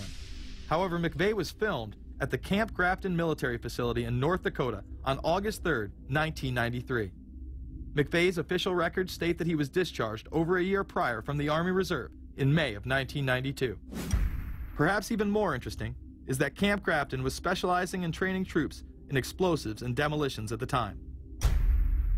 When all was said and done, the security tapes reported to have captured the entire thing on video were rounded up and classified. In 2009, they were finally released, and magically none of them caught the bombing. The excuse being they were all having their tapes changed at that exact moment. This event would be labeled domestic extremism, which was used to demonize critics of world government, militias, and create fear within the populace. Muslim extremism seemed to show its ugly face in then unprecedented fashion on February 26, 1993. A truck bomb had gone off in the parking area of the World Trade Center. Luckily, the bombers failed to follow instructions and parked the truck carrying the explosives against the main support column. What is not discussed, however, is the bomb was actually built by an FBI informant under the supervision of the FBI. Ahmed Salam, a former Egyptian army officer who had been doing undercover work for the FBI, was the man who actually built the bomb. When he was told that he would have to use real bomb-making material instead of harmless substitutes, he became suspicious and began taping his conversations with FBI officials. Last winter, the FBI was praised for its speed in cracking the case of the World Trade Center bombing and bringing 4 suspects to trial. Now, there is some evidence that the FBI may have known of the plot in advance through an informant and might even have stopped the bombing that killed 6 people. Notice the media emphasizes that they might have been able to stop it. They then gloss over the fact that the bomb was built by their agent under FBI supervision in conjunction with the district attorney. FBI agents might have been able to prevent last February's deadly explosion at New York's World Trade Center. They discussed secretly substituting harmless powder for the explosives, but they didn't, according to the FBI's own informant, Imad Salem. Unbeknownst to the FBI at the time, Salem recorded many of his conversations with his handlers. The actual recording where Salam discusses this with his FBI handler, John Antisev, was released years after the trial. You got paid regularly for good information. I mean, the expenses were a little bit out of the ordinary, and it was really questioned. Don't tell Nancy I told you this. Well, I have to tell her, of course. Well, then if you have to, you have to. Yeah, because, I mean, the lady was being honest, and I was being honest, and everything was submitted with a receipt. Yeah. And now it's questionable. It's not questionable. It's like a little out of ordinary. Okay. You know. All right. I don't think it was. If that's what you think, guys, fine. But I don't think that, because we was start already building the bomb, which is went off in the World Trade Center. It was built by supervision from the Bureau and the DA, and we was all informed about it, and we know that the bomb start to be built. By who? By your confidential informant. What a wonderful, great case. Following the convictions of the Muslims who were too inept to make their own bomb and park the vehicle in the proper area, Salam was pulled into the FBI's Witness Protection Program, where he has never been heard from again. Prior to the largest and most devastating terrorist attack on U.S. soil, the United States was poised as the first truly global superpower. Brzezinski would muse in 1997 that geostrategic success would represent a fitting legacy of America's role as the first, only, and last truly global superpower, and that the only way to mobilize Americans was a truly massive and widely perceived direct external threat. In September of 2000, a neoconservative think tank called the Project for a New American Century echoed Brzezinski's statements, saying the United States is the world's only superpower, combining preeminent military power, global technological leadership, and the world's largest economy. An engine for New World Order ideals, members of PNAC included Dick Cheney, Donald Rumsfeld, Jeb Bush, Scooter Libby, William Kristol, and Paul Wolfowitz. Describing the difficulty in projecting force, they write the process of transformation is likely to be a long one, absent some catastrophic and catalyzing event, like a new Pearl Harbor. This takes us full circle to the September 11th attacks of 2001. In my previous film, Fabled Enemies, I expose in great detail the Saudi Arabian, Pakistani, and Israeli connections in conjunction with this international intelligence operation. In the early 1980s, bin Laden worked with operatives from U.S. intelligence, the Pakistani military, and Arab states. They ran a wide-ranging covert network that recruited and financed Muslim fighters to battle the Soviet army. The hijackers that were trained at U.S. military installations and protected by the FBI and CIA. The military exercises leading up to 9/11, and those that took place as the attacks occurred. Open line. Surveillance, Sergeant Richmond. Sergeant Richmond, Sergeant Light from Cheyenne Mountain Test Control. How are you? I'm doing fine. Okay, I need you to terminate all exercise inputs coming to Cheyenne Mountain at this time. Copy. And stay on loop until I verify that the connectivity is disconnected on the exercise side only. Okay, no, do not do any more inputs on the exercise side and stand by. I got Cheyenne Mountain on the line. Terminating all exercise inputs. So, over, see if you didn't know that the exercise. Oh, yeah. The Black Ops program, Able Danger, and the shadow government involvement. This morning we learned that the Vice President wasn't the only one sent to an undisclosed location on September 11th, that an entire backup government was and is still there and may be there for as long as anyone now at least can imagine. As well as much, much more. The government has lied about 9/11 repeatedly and used it to dominate the Middle East, while creating an evolving police state here, encroaching on civil liberties at home. And of course, building a new world order. There is a chance for the President of the United States to use this disaster to carry out what his father, a phrase his father used, I think, only once, and hasn't been used since, and that is a new world order. We know now that September 11th of 2001 was the beginning of what we might call a new world order. The new world order that this president's father talked about with such great enthusiasm seems to be high on the agenda of this administration. Under the second Bush administration, massive amounts of civil liberties were openly and brazenly taken away following 9/11. The passage of the Patriot Acts, the Military Commissions Act, and other horrifying anti-constitutional legislation was enabled by the incredible amount of fear generated by the media, all in the name of keeping us safe here at home.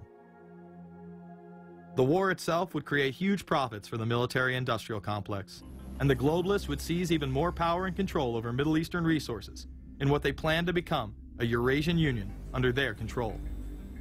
Although the establishment claimed to be fighting for our freedom abroad, they were destroying our sovereignty by stealth. Expanding on NAFTA, they were able to consolidate power on the domestic front by deindustrializing the United States through CAFTA, the Central American Free Trade Agreement, as well as the SPP, the Securities and Prosperity Partnership. Opponents, however, say the initiative is nothing less than a plan to create a North American Union that would eliminate sovereignty for all three nations. Building on the North American Free Trade Agreement, the NAFTA section of the Commerce Department is busy drafting laws and regulations for a North American Union, a union of Canada, America, and Mexico. The President has attended secret meetings and signed at least 2 agreements under the Security and Prosperity Partnership Program. The stated goal established by Presidents Bush, Fox, and Prime Minister Paul Martin is integration by 2010. It's a plan from the business elites, the political elites, that will cost more American jobs, cost American sovereignty, but it would fulfill the President's father's vision. Now, former United States Trade Ambassador Robert Zoellick is talking about it again with renewed vigor. This time, a new world order with business at the helm of trade and economic policy.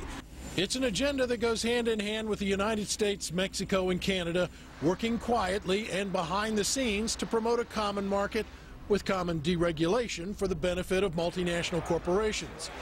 It's remarkable to me, the arrogance, the idea of just simply throwing away the nation's sovereignty, but they're trying to do so in so many ways. People better understand that they mean exactly what they're saying. It's a new world order they're trying to create. Dobbs, the only mainstream anchor to expose the new world order, resigned shortly after bullets were fired into his home. The elite do not plan on waiting around for these unions to be formed before implementing the next step in global government. Through the vast global economic crisis of the last few years, they have been able to devalue the dollar and undermine it as the world's reserve currency. They have allowed the Federal Reserve and IMF to consolidate power by taking control of the Securities and Exchange Commission, as well as issuing a global currency instead of the dollar, disguised as a special drawing rights unit. This aspect of the New World Order was announced at the G20 in April of 2009. There is a big thing that's going to happen in London at this G20, and then they're hiding it, they're camouflaging it, they're not talking about it. Coordination of international regulation. What they are going to do is to put our Fed and our SEC under the control, in effect, of the IMF. New World Order, that's what they're planning in there, is to undermine the U.S. currency, and it's just really sad. What it really is putting the American economy under international regulation. Yeah. And those people who have been yelling, oh, the UN's going to take over global conspiracy government. Theorists. They've been crazy, but now they're right. There's 20 or whatever people in the G20, say there's 20 ministers, thousands of us, and we can't get our voices heard. When Geithner said he would be open to the idea of a global currency last week, yeah. Those conspiracy people had said and suggested that for years. Right. You're not wrong. Cash is becoming weeded out. Cash will most likely be eliminated or extremely difficult to use in many situations, so that you'll have to use the global currency or the electronic currency. Even though a physical global currency is yet to exist, groups such as BRIC are openly promoting a new reserve currency, which is a conglomerate of Brazil, Russia, Indonesia, and China. Get everyone in the whole world using one currency, which some people think that's a good idea. Russian President Dmitry Medvedev recently showed off a sample coin of the new world currency at the G8 in July of 2009. We have also agreed today additional resources of $1 trillion that are available to the world economy through the International Monetary Fund and other institutions. This includes 250 billion from special drawing rights, the reserve currency of the IMF, drawing rights that will be issued to countries who are part of the International Monetary Fund.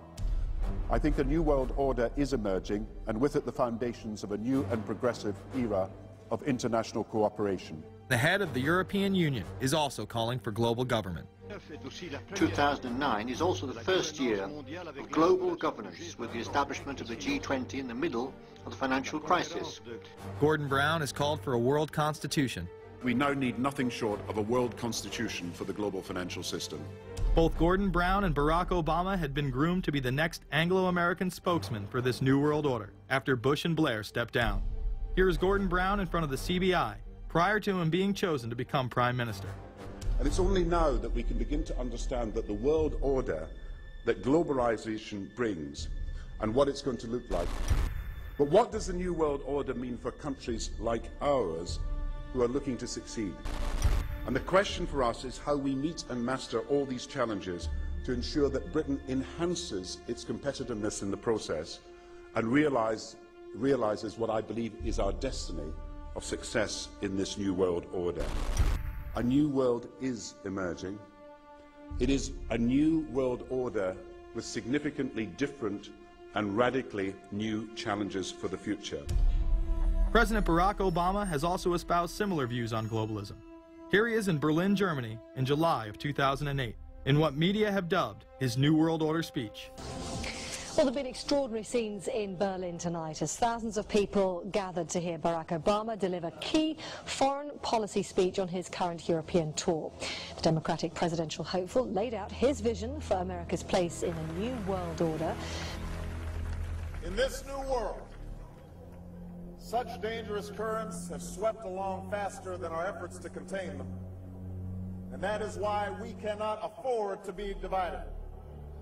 No one nation, no matter how large or powerful, can defeat such challenges alone. But the burdens of global citizenship continue to bind us together. In this new century, Americans and Europeans alike will be required to do more, not less. Partnership and cooperation among nations is not a choice. It is the only way, the one way, to protect our common security and advance our common humanity. That is why America cannot turn inward. That is why Europe cannot turn inward. America has no better partner than Europe. Now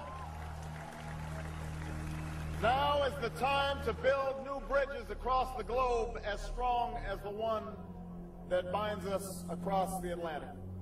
Now is the time to join together through constant cooperation and strong institutions and shared sacrifice and a global commitment to progress to meet the challenges of the 21st century.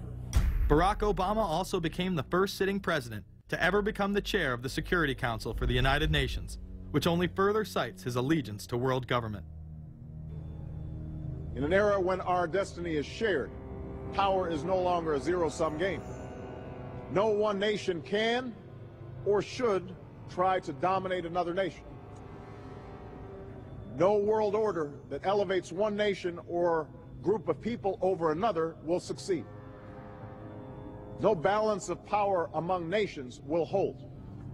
The traditional divisions between nations of the South and the North make no sense in an interconnected world. I think its task will be to develop an overall strategy for America in this period when really a new world order can be created. It's a great opportunity. The globalists, who know that Obama is going to promote their plan, want to make him such a superhero that nobody will question what he's doing. He is very much a product of the system that he is now technically in charge of. Obama alone, or the Democrat Party alone, is not responsible for his massive rock star status. It's been done by the media. This establishes that Obama is an unapologetic globalist who holds no one nation above another, despite its policies. Perhaps we should move towards a society more like China if that's the case. After all, on the 60th anniversary of the communist Mao regime takeover, the Empire State Building, once a proud symbol of the United States, was lit in the colors of the Communist Party halfway across the world. In fact, following the United Nations Copenhagen Conference in December of 2009, the Washington Post ran the headline, "Copenhagen Climate Deal Shows New World Order May Be Led by U.S., China." The Copenhagen Conference was disguised as a summit that would save the planet from man-made global warming by cutting carbon emissions. When taking a look at the almost 200-page document that was being proposed, it becomes evident that this was yet another attempt to establish global government and set up a global tax. In Section 38, it states, "The scheme for the new institutional arrangement under the convention will be based on 3 basic pillars: government, facilitative mechanism, and financial mechanism." In Section 47, subsection F, it discusses cap-and-trade schemes and carbon taxes and the use of new and existing flexible carbon market mechanisms. These cap-and-trade schemes were just that, a scheme to further transfer the wealth from the poor to the ultra-rich. One of the ways it will drive the change is through global governance and global agreements. The fact that our president even attended should be considered treason. Just weeks before the conference, ClimateGate hit the media. Secret emails confirm that many of the United Nations lead scientists had engaged in fraud in order to promote the idea that man-made global warming was occurring and that carbon dioxide was a toxic gas. In reality, they admitted the Earth had been cooling for the last decade and that they had destroyed the source data in order to ensure the scientific community would be unable to review their findings. Bill Jones was forced to resign from his position at East Anglia University, and Penn State has launched an investigation into Michael Mann. Because of the scandal, many countries refused to sign the agreement, and instead only 25 heads of state, including rock star president and savior Barack Obama, signed a much shorter and broader accord. The document states that a high-level panel will be created, and that parties will be subject to domestic auditing, supervision, and assessment. The climate conference in Copenhagen is another step towards the global management of our planet. The idea that carbon dioxide, the life force for plants here on Earth, is a toxic gas and should be taxed is laughable. There have been numerous periods of time in which the Earth has had vastly more carbon in the atmosphere than present day. In areas where there have been volcanic eruptions which emit large amounts of CO2, plants have benefited, and there is no negative impact on the surrounding environment, as well as indigenous people from the excess carbon dioxide. The globalists promote this theory to keep mankind in fear, not only for the establishment of a global government and a global carbon tax, but the literal control of the entire planet. An even darker side to the scam of man-made global warming exists. In reality, it's about population control. Ted Turner reveals himself here in this interview with Charlie Rose. We've got to stabilize the population. When I was born, there were what's wrong with the population? I mean, with too many people. That's why we have global warming. We have global warming because too many people are using too much stuff. We've got to stabilize population on a voluntary basis. Everybody in the world's got to pledge to themselves that 1 or 2 children is it. Not doing it will be catastrophic. We'll have 8 degrees, we'll be 8 degrees hotter in 30 or 40 years, and basically none of the crops will grow. Most of the people will have died, and the rest of us will be cannibals. Civilization will have broken down. What the few people who are left will be living in a failed state like Somalia or Sudan, and living conditions will be intolerable. The droughts will be so bad there'll be no more corn growing. Not doing it is suicide. Unbelievably, when Turner met with other globalists, David Rockefeller, Warren Buffett, Bill Gates, Michael Bloomberg, and even Oprah Winfrey to discuss population control, they were portrayed as superheroes. Behind closed doors on this New York campus, a secret gathering of some of the world's most powerful people. Gates, Buffett, Bloomberg, Winfrey. It was like, well, it was like the Super Friends. In the great hall of the Justice League, there are assembled the world's 4 greatest heroes. Together with others at the meeting, including George Soros, Ted Turner, David Rockefeller, they're worth more than $125 billion. The new Superman and Wonder Woman, the super rich friends, not fighting bad guys, but fighting for good nonetheless. Would a superhero call for a one-child policy? Would a superhero call for population control? In a recent interview, he claims that 2 billion people would be ideal. That means 4 billion plus must die to accommodate a man who owns more acreage than anyone else on the planet. Let's not forget that Ted Turner is the president of the United Nations Foundation. There are countless examples of how we are being indoctrinated to accept these kind of conditions and believe that man and his activities are the problem. From the promotion of climate cops, we're the carbon cops and we're on the lookout for energy wasters, to phony liberals and conservatives getting together to promote climate change. Hell, let's face it, we're polar opposites. We couldn't be further apart. I'm on the left, and I'm usually right.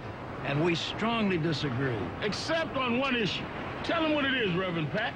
That would be our planet. Taking care of it is extremely important. We all need to work together, liberals and conservatives. So get involved. It's the right thing to do. Now there you go again. The New World Order will stop at nothing to achieve planetary dominance. Whether it be assassination, wars based on lies, and even a phony environmental movement.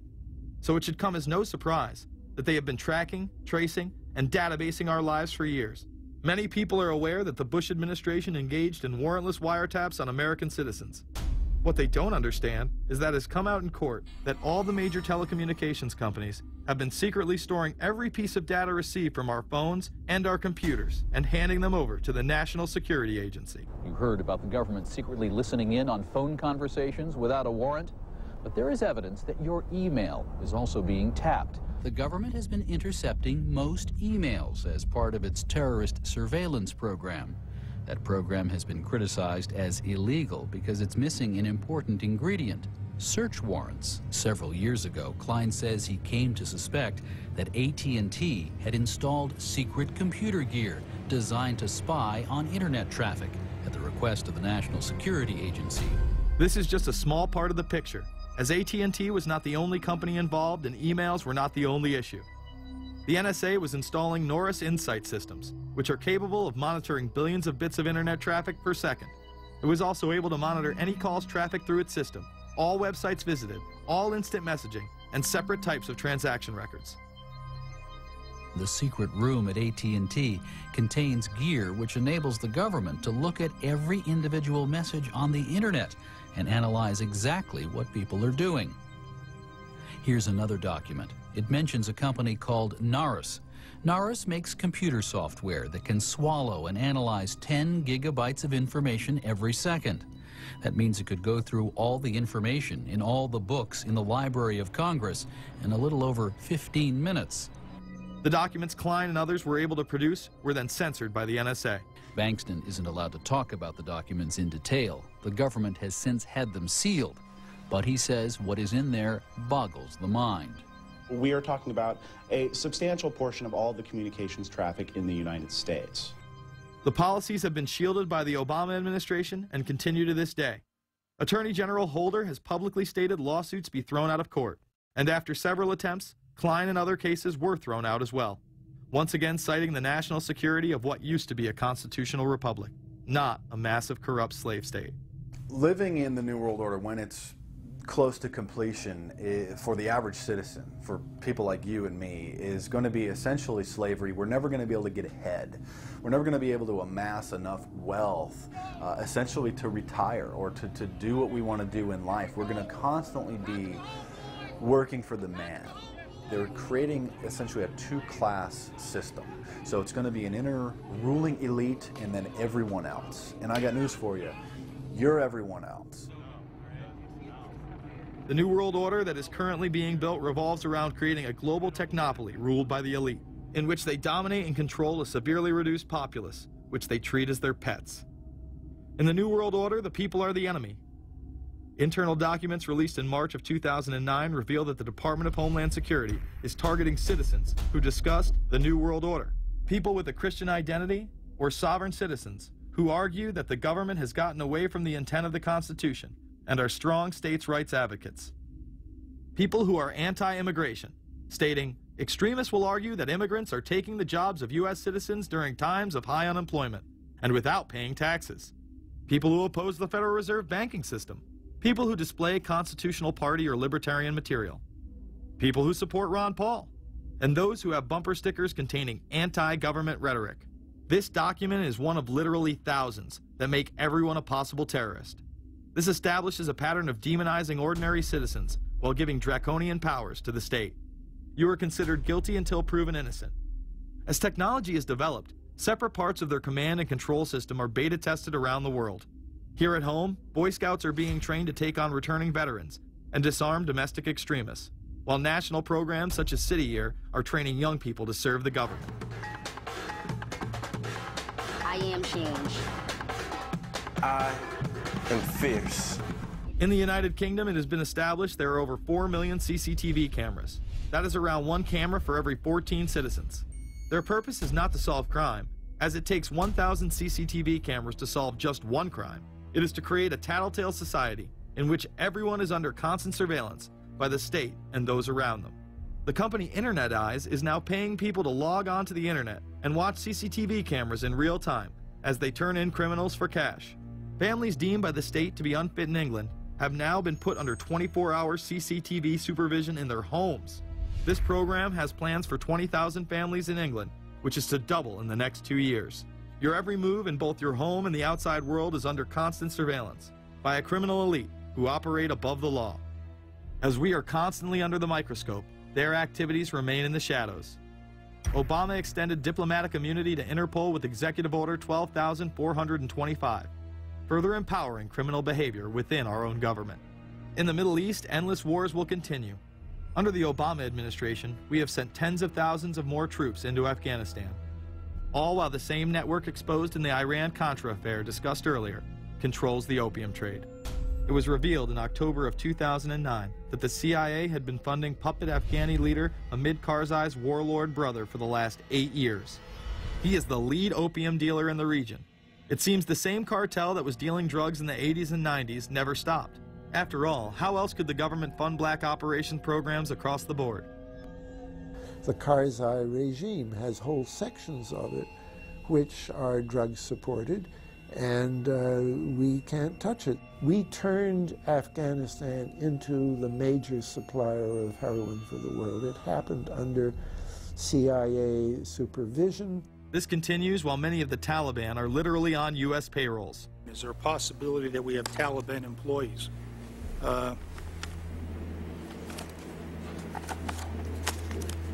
The commander in the field, or I should say the COCOM commander, General Petraeus, has made it a conscious effort to, as part of his coin strategy, to hire local nationals.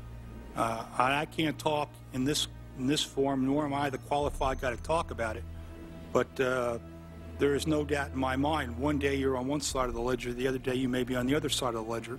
Biometrics have been instituted in both Afghanistan and Iraq, where individuals are subject to fingerprint devices, iris scanners, and electronic databases to screen local residents as well as DNA tests. This includes anyone within the populace of a combat zone. Someone has to go out there with the biometric registration equipment, take your iris scans, take your scans and get you registered in the system like that. As scary and tyrannical as these systems seem to be, none may be as dangerous as the implantable RFID microchip. Through various pretenses, including terror, security, and entertainment, the chip has been promoted and integrated into society. In 2001, following the 9/11 terrorist attacks, the Jacobs family became the first family to be injected with microchips in front of a live television audience. We have a Florida family who are really pioneers in a brave new world. They have volunteered to be the first ever to have microchip identification devices implanted into their body. After 9/11, I was really concerned with the security of my family. In 2004, the FDA approved the use of RFID technology to be implanted into human beings. However, studies dating back to the 1990s show the implantable microchip has been linked to cancer in animals. But this has not slowed the agenda of control.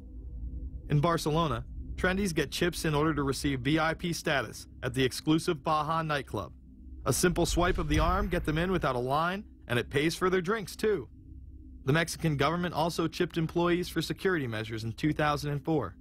We were interested today to hear that more than 100 law enforcement officials in Mexico are having microchips implanted in their arms. The chips allow a person to be scanned, sort of like a cereal box at the supermarket checkout. Mexico's Attorney General and 160 of his deputies have had microchips implanted in their arms. It is to provide access, said the Attorney General, to the right people in exclusive areas. Today, aside from being promoted as a device that can save your life by storing all of your medical information in it, it is being promoted as the next generation tool for video gaming. Sega developer Yu Suzuki plans on developing gaming technology using implantable RFIDs. He states, people that have some sort of chips in their bodies, to be able to keep track of vital signs, so it doesn't have to be a scary thing. But you could put a sensor here, you know, a bit like the Matrix, as he points to his arm. It's not really something only in the future. Some people already have them, chips in their bodies. Suzuki is correct. It has never been easier to order a microchip online and implant it under your skin. Microchips implanted in your hand, arm, or shoulder is just the beginning.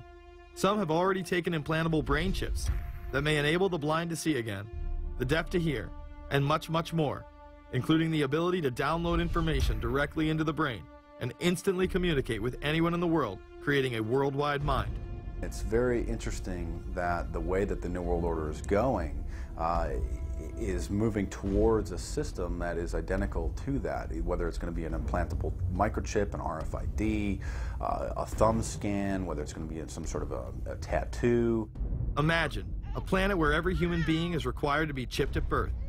This would be the final tool implemented in a command and control world government system in which the elite rule the masses with total control of their lives. This is, of course, a terrible predicament for those of us who are convinced that this system is slowly but surely destroying this country and has to be changed. But we can't count on the elected presidents to do it, and we can't count on the elected Congress to do it. We somehow have to mobilize the technological resources of the internet to create some kind of new political force in this country. So is there anything else about the ruling class we should know? Politicians, business leaders, and media figures are often portrayed as pillars of morality while they describe themselves as Christian conservatives. Nothing could be further from the truth. In reality, many of the elite are groomed at a young age to take part in occult rituals. Those who attend Yale are indoctrinated into the Order of Skull and Bones, an elite secret society cloaked as a fraternal order. Yale University is 300 years old this year, and were you to visit its campus, you would see that it still has exotic clubhouses, which look like tombs where Yale's legendary secret societies meet. Their prestige and importance have largely evaporated, but the rituals are still a secret. And so when we heard that some enterprising characters had managed to spy on the famous Skull and Bones Society, we couldn't resist. Skull and Bones, people say it's a fraternity at Yale University, but it's really a postgraduate organization. So it was founded in 1832, And it's not like a normal fraternity. People don't pledge. These people choose who they want to come. So they do the recruiting. They recruit 15 people every year, people who they see are going to be powerful people in the future. So they're recruited when they're a junior in college. A lot of these people come from really wealthy and influential families because they know that this person has the resources to then elevate them to a position of power that can benefit the club. The video shows the neophytes, or initiates, kissing a skull, then performing a mock human sacrifice. Horrific screams caught on tape include chants of, "The devil equals death, death equals the devil." True. Famous alums include Senators John Kerry and John Chafee, to name two, cabinet secretaries such as Averell Harriman, and 3 presidents, William Taft, George Bush, and George W. Bush, who's been reluctant to talk about Skull and Bones. Does it still exist? The thing is so secret, I'm not even sure it still exists. Former Skull and Bones members and current members have been presidents, heads of the CIA, senators, heads of business. I mean, huge, huge corporations. These people have the network that brings them to such a position of power that most people could only dream of. Bush would run against his fellow Bonesman and distant cousin John Kerry in 2004. You both were members of Skull and Bones, a secret society at Yale. What does that tell us? Not much, because it's a secret. Is there a secret handshake? Is there a secret code? I wish there were something secret I could manifest. 322, a secret number? There are all kinds of secrets, Tim. You were both in Skull and Bones, the secret society. It's so secret we can't talk about it. What does that mean for America? The conspiracy theorists are going to go wild. I'm sure they are. I don't know. I haven't seen the web. Number 322? This is an elaborate, occult, ritualistic entry into this group that they are now a member of for life. This culture of death and the occult continues long after college. Later on in life, these pagan rituals carry on in the redwoods of Sonoma, California. What is the Bohemian Grove? Well, it's a kind of summer camp for the powerful, an all-male gathering in great secrecy. This group was formed in the late 1800s by artists, industrialists, and politicians. Bohemian attendees worship the owl as their deity. The Aztecs, Mayans, and other natives of Mesoamerica considered the owl a symbol of destruction and death. This is why the opening ritual for the club is the cremation of care. During the ritual, the effigy of a baby is rowed across the water by the Grim Reaper and given to a high priest, who then tosses it on a fiery sacrificial altar of a 40-foot owl god. It is an earth-based ritual in which care is burned away. The conscience is symbolically cast aside so that they may ignore the pain they have inflicted on others for the advancement of their own agendas. With this ceremony called the cremation of care, that begins the 2-week encampment where the body of dull care, symbolizing woes and concerns, is burned on an altar in front of a big owl statue. When that ceremony ends, they all start to cheer and yell.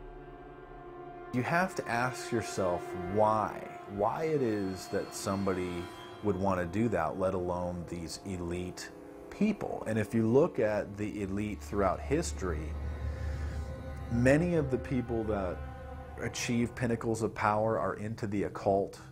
They seek a supernatural way to gain power. Why are Christian conservatives such as the Bushes and Newt Gingrich attending the Grove? And I recognize I'm not going to be invited to Renaissance Weekend or that Bohemian deal where Newt, Rush, and Dick all sit in a teepee naked beating on tom-toms. Why does the media barely mention the Grove? Because many of them are in attendance. Late political cartoonist Phil Frank of the San Francisco Chronicle draws a reporter thinking about his loyalties to Bohemian Grove as he takes notes for a story. Stories about what happens in these redwoods are hard to come by. A campground statue reminds Bohemians to keep their mouths shut about the Grove. Many world events have been shaped at the Grove, including the creation of the atomic bomb. Discussions at the Grove in the 1930s helped lead to the development of nuclear power and the atomic bomb. Every Republican president since Calvin Coolidge has been a member, as well as many Democrats, including Jimmy Carter. If you look at the membership lists of the Bohemian Grove and the Council on Foreign Relations, the Bilderberg Group, a lot of the key level people are overlapping and are involved in numerous groups. In addition to pagan rituals that take place there, this all-male club also deals with darker themes through the plays Montezuma, which feature Aztec human sacrifice, and Faust, which feature Mephisto. Some of these plays are disturbingly flamboyant. Many of the elitists have a penchant for cross-dressing and singing show tunes.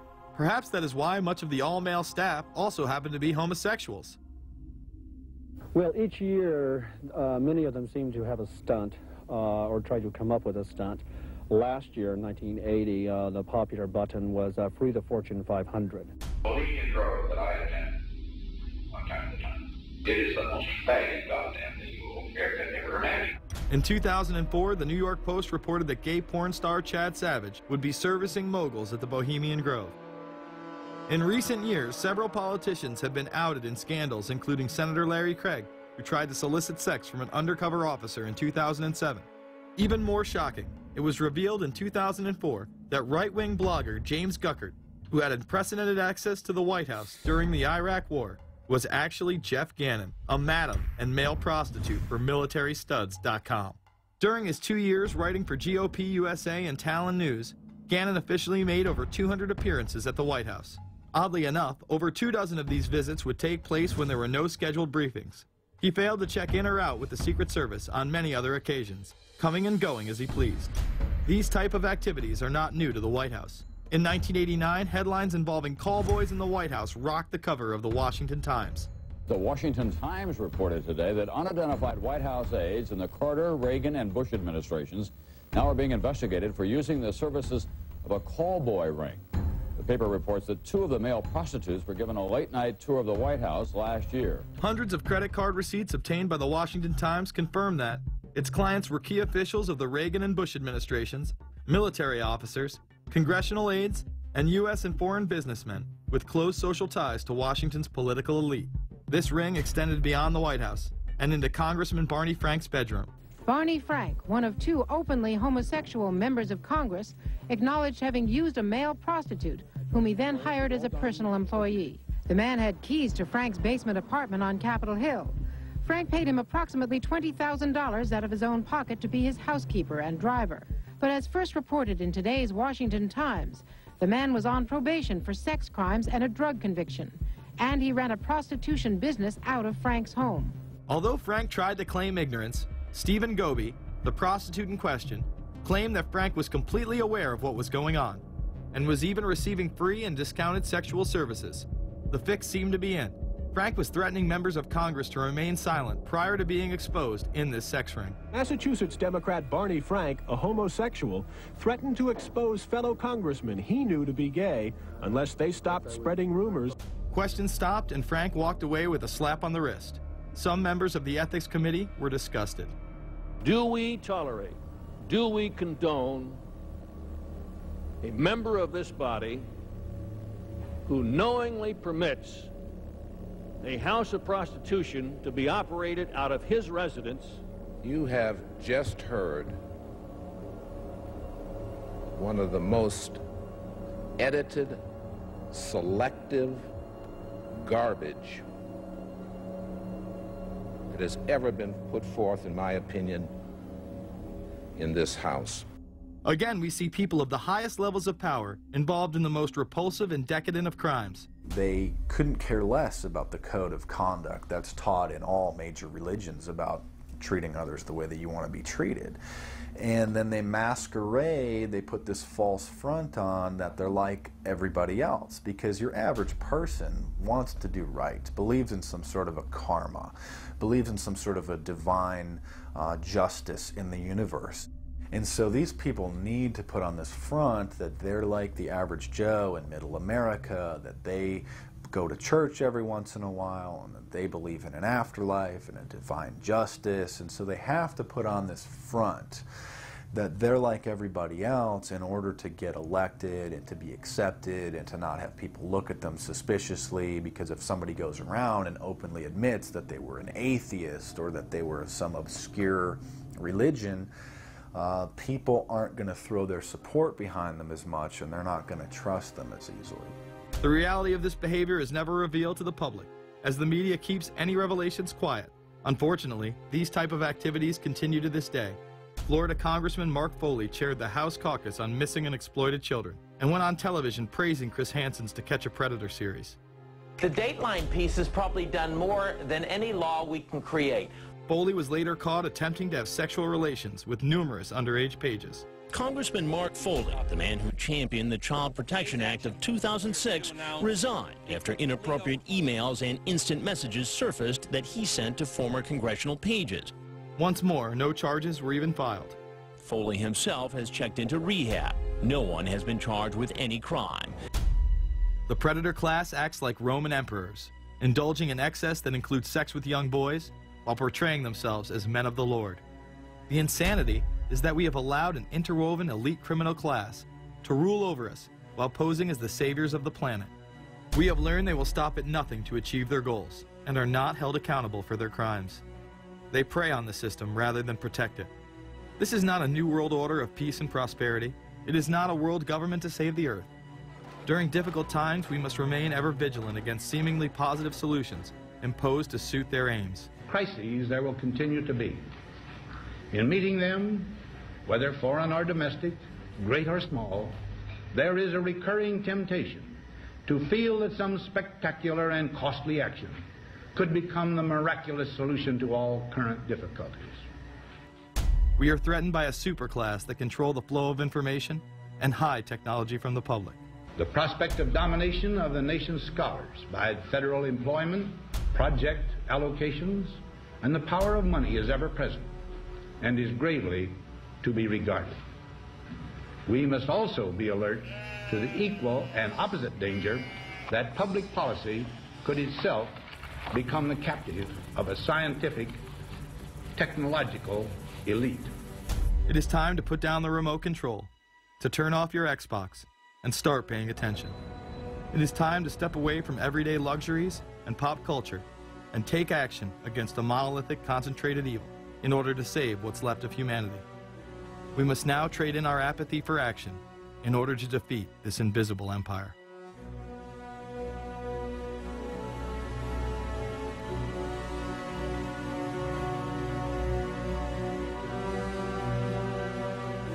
How set up are we to deal with this New World Order? I think we're going to hear a lot about that today. Let's take the New World Order. It's an interesting phrase. I've been thinking a little bit about the structure of the world, right? The New World Order, as everybody says. The peace could yield to the pernicious New World Order. The New World Order. The New World Order. The New World Order. The New World Order. This New World Order. Stay fixed on your goal of imposing the New World Order. We kept talking about a New World Order. A New World Order.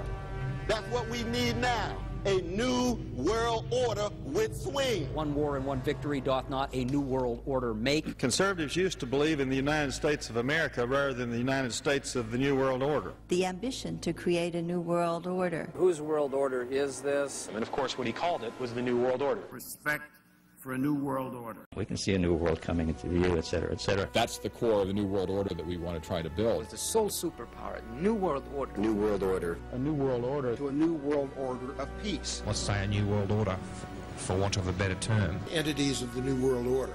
The whole concept of New World Order is something else. It really says that the state is God. The state will play a bigger role in the economy. New order. What Wilson wanted was a new world order, not just a new world order. In order to compete in the New World Order. Compete in this New World Order. This is the third leg of the New World Order.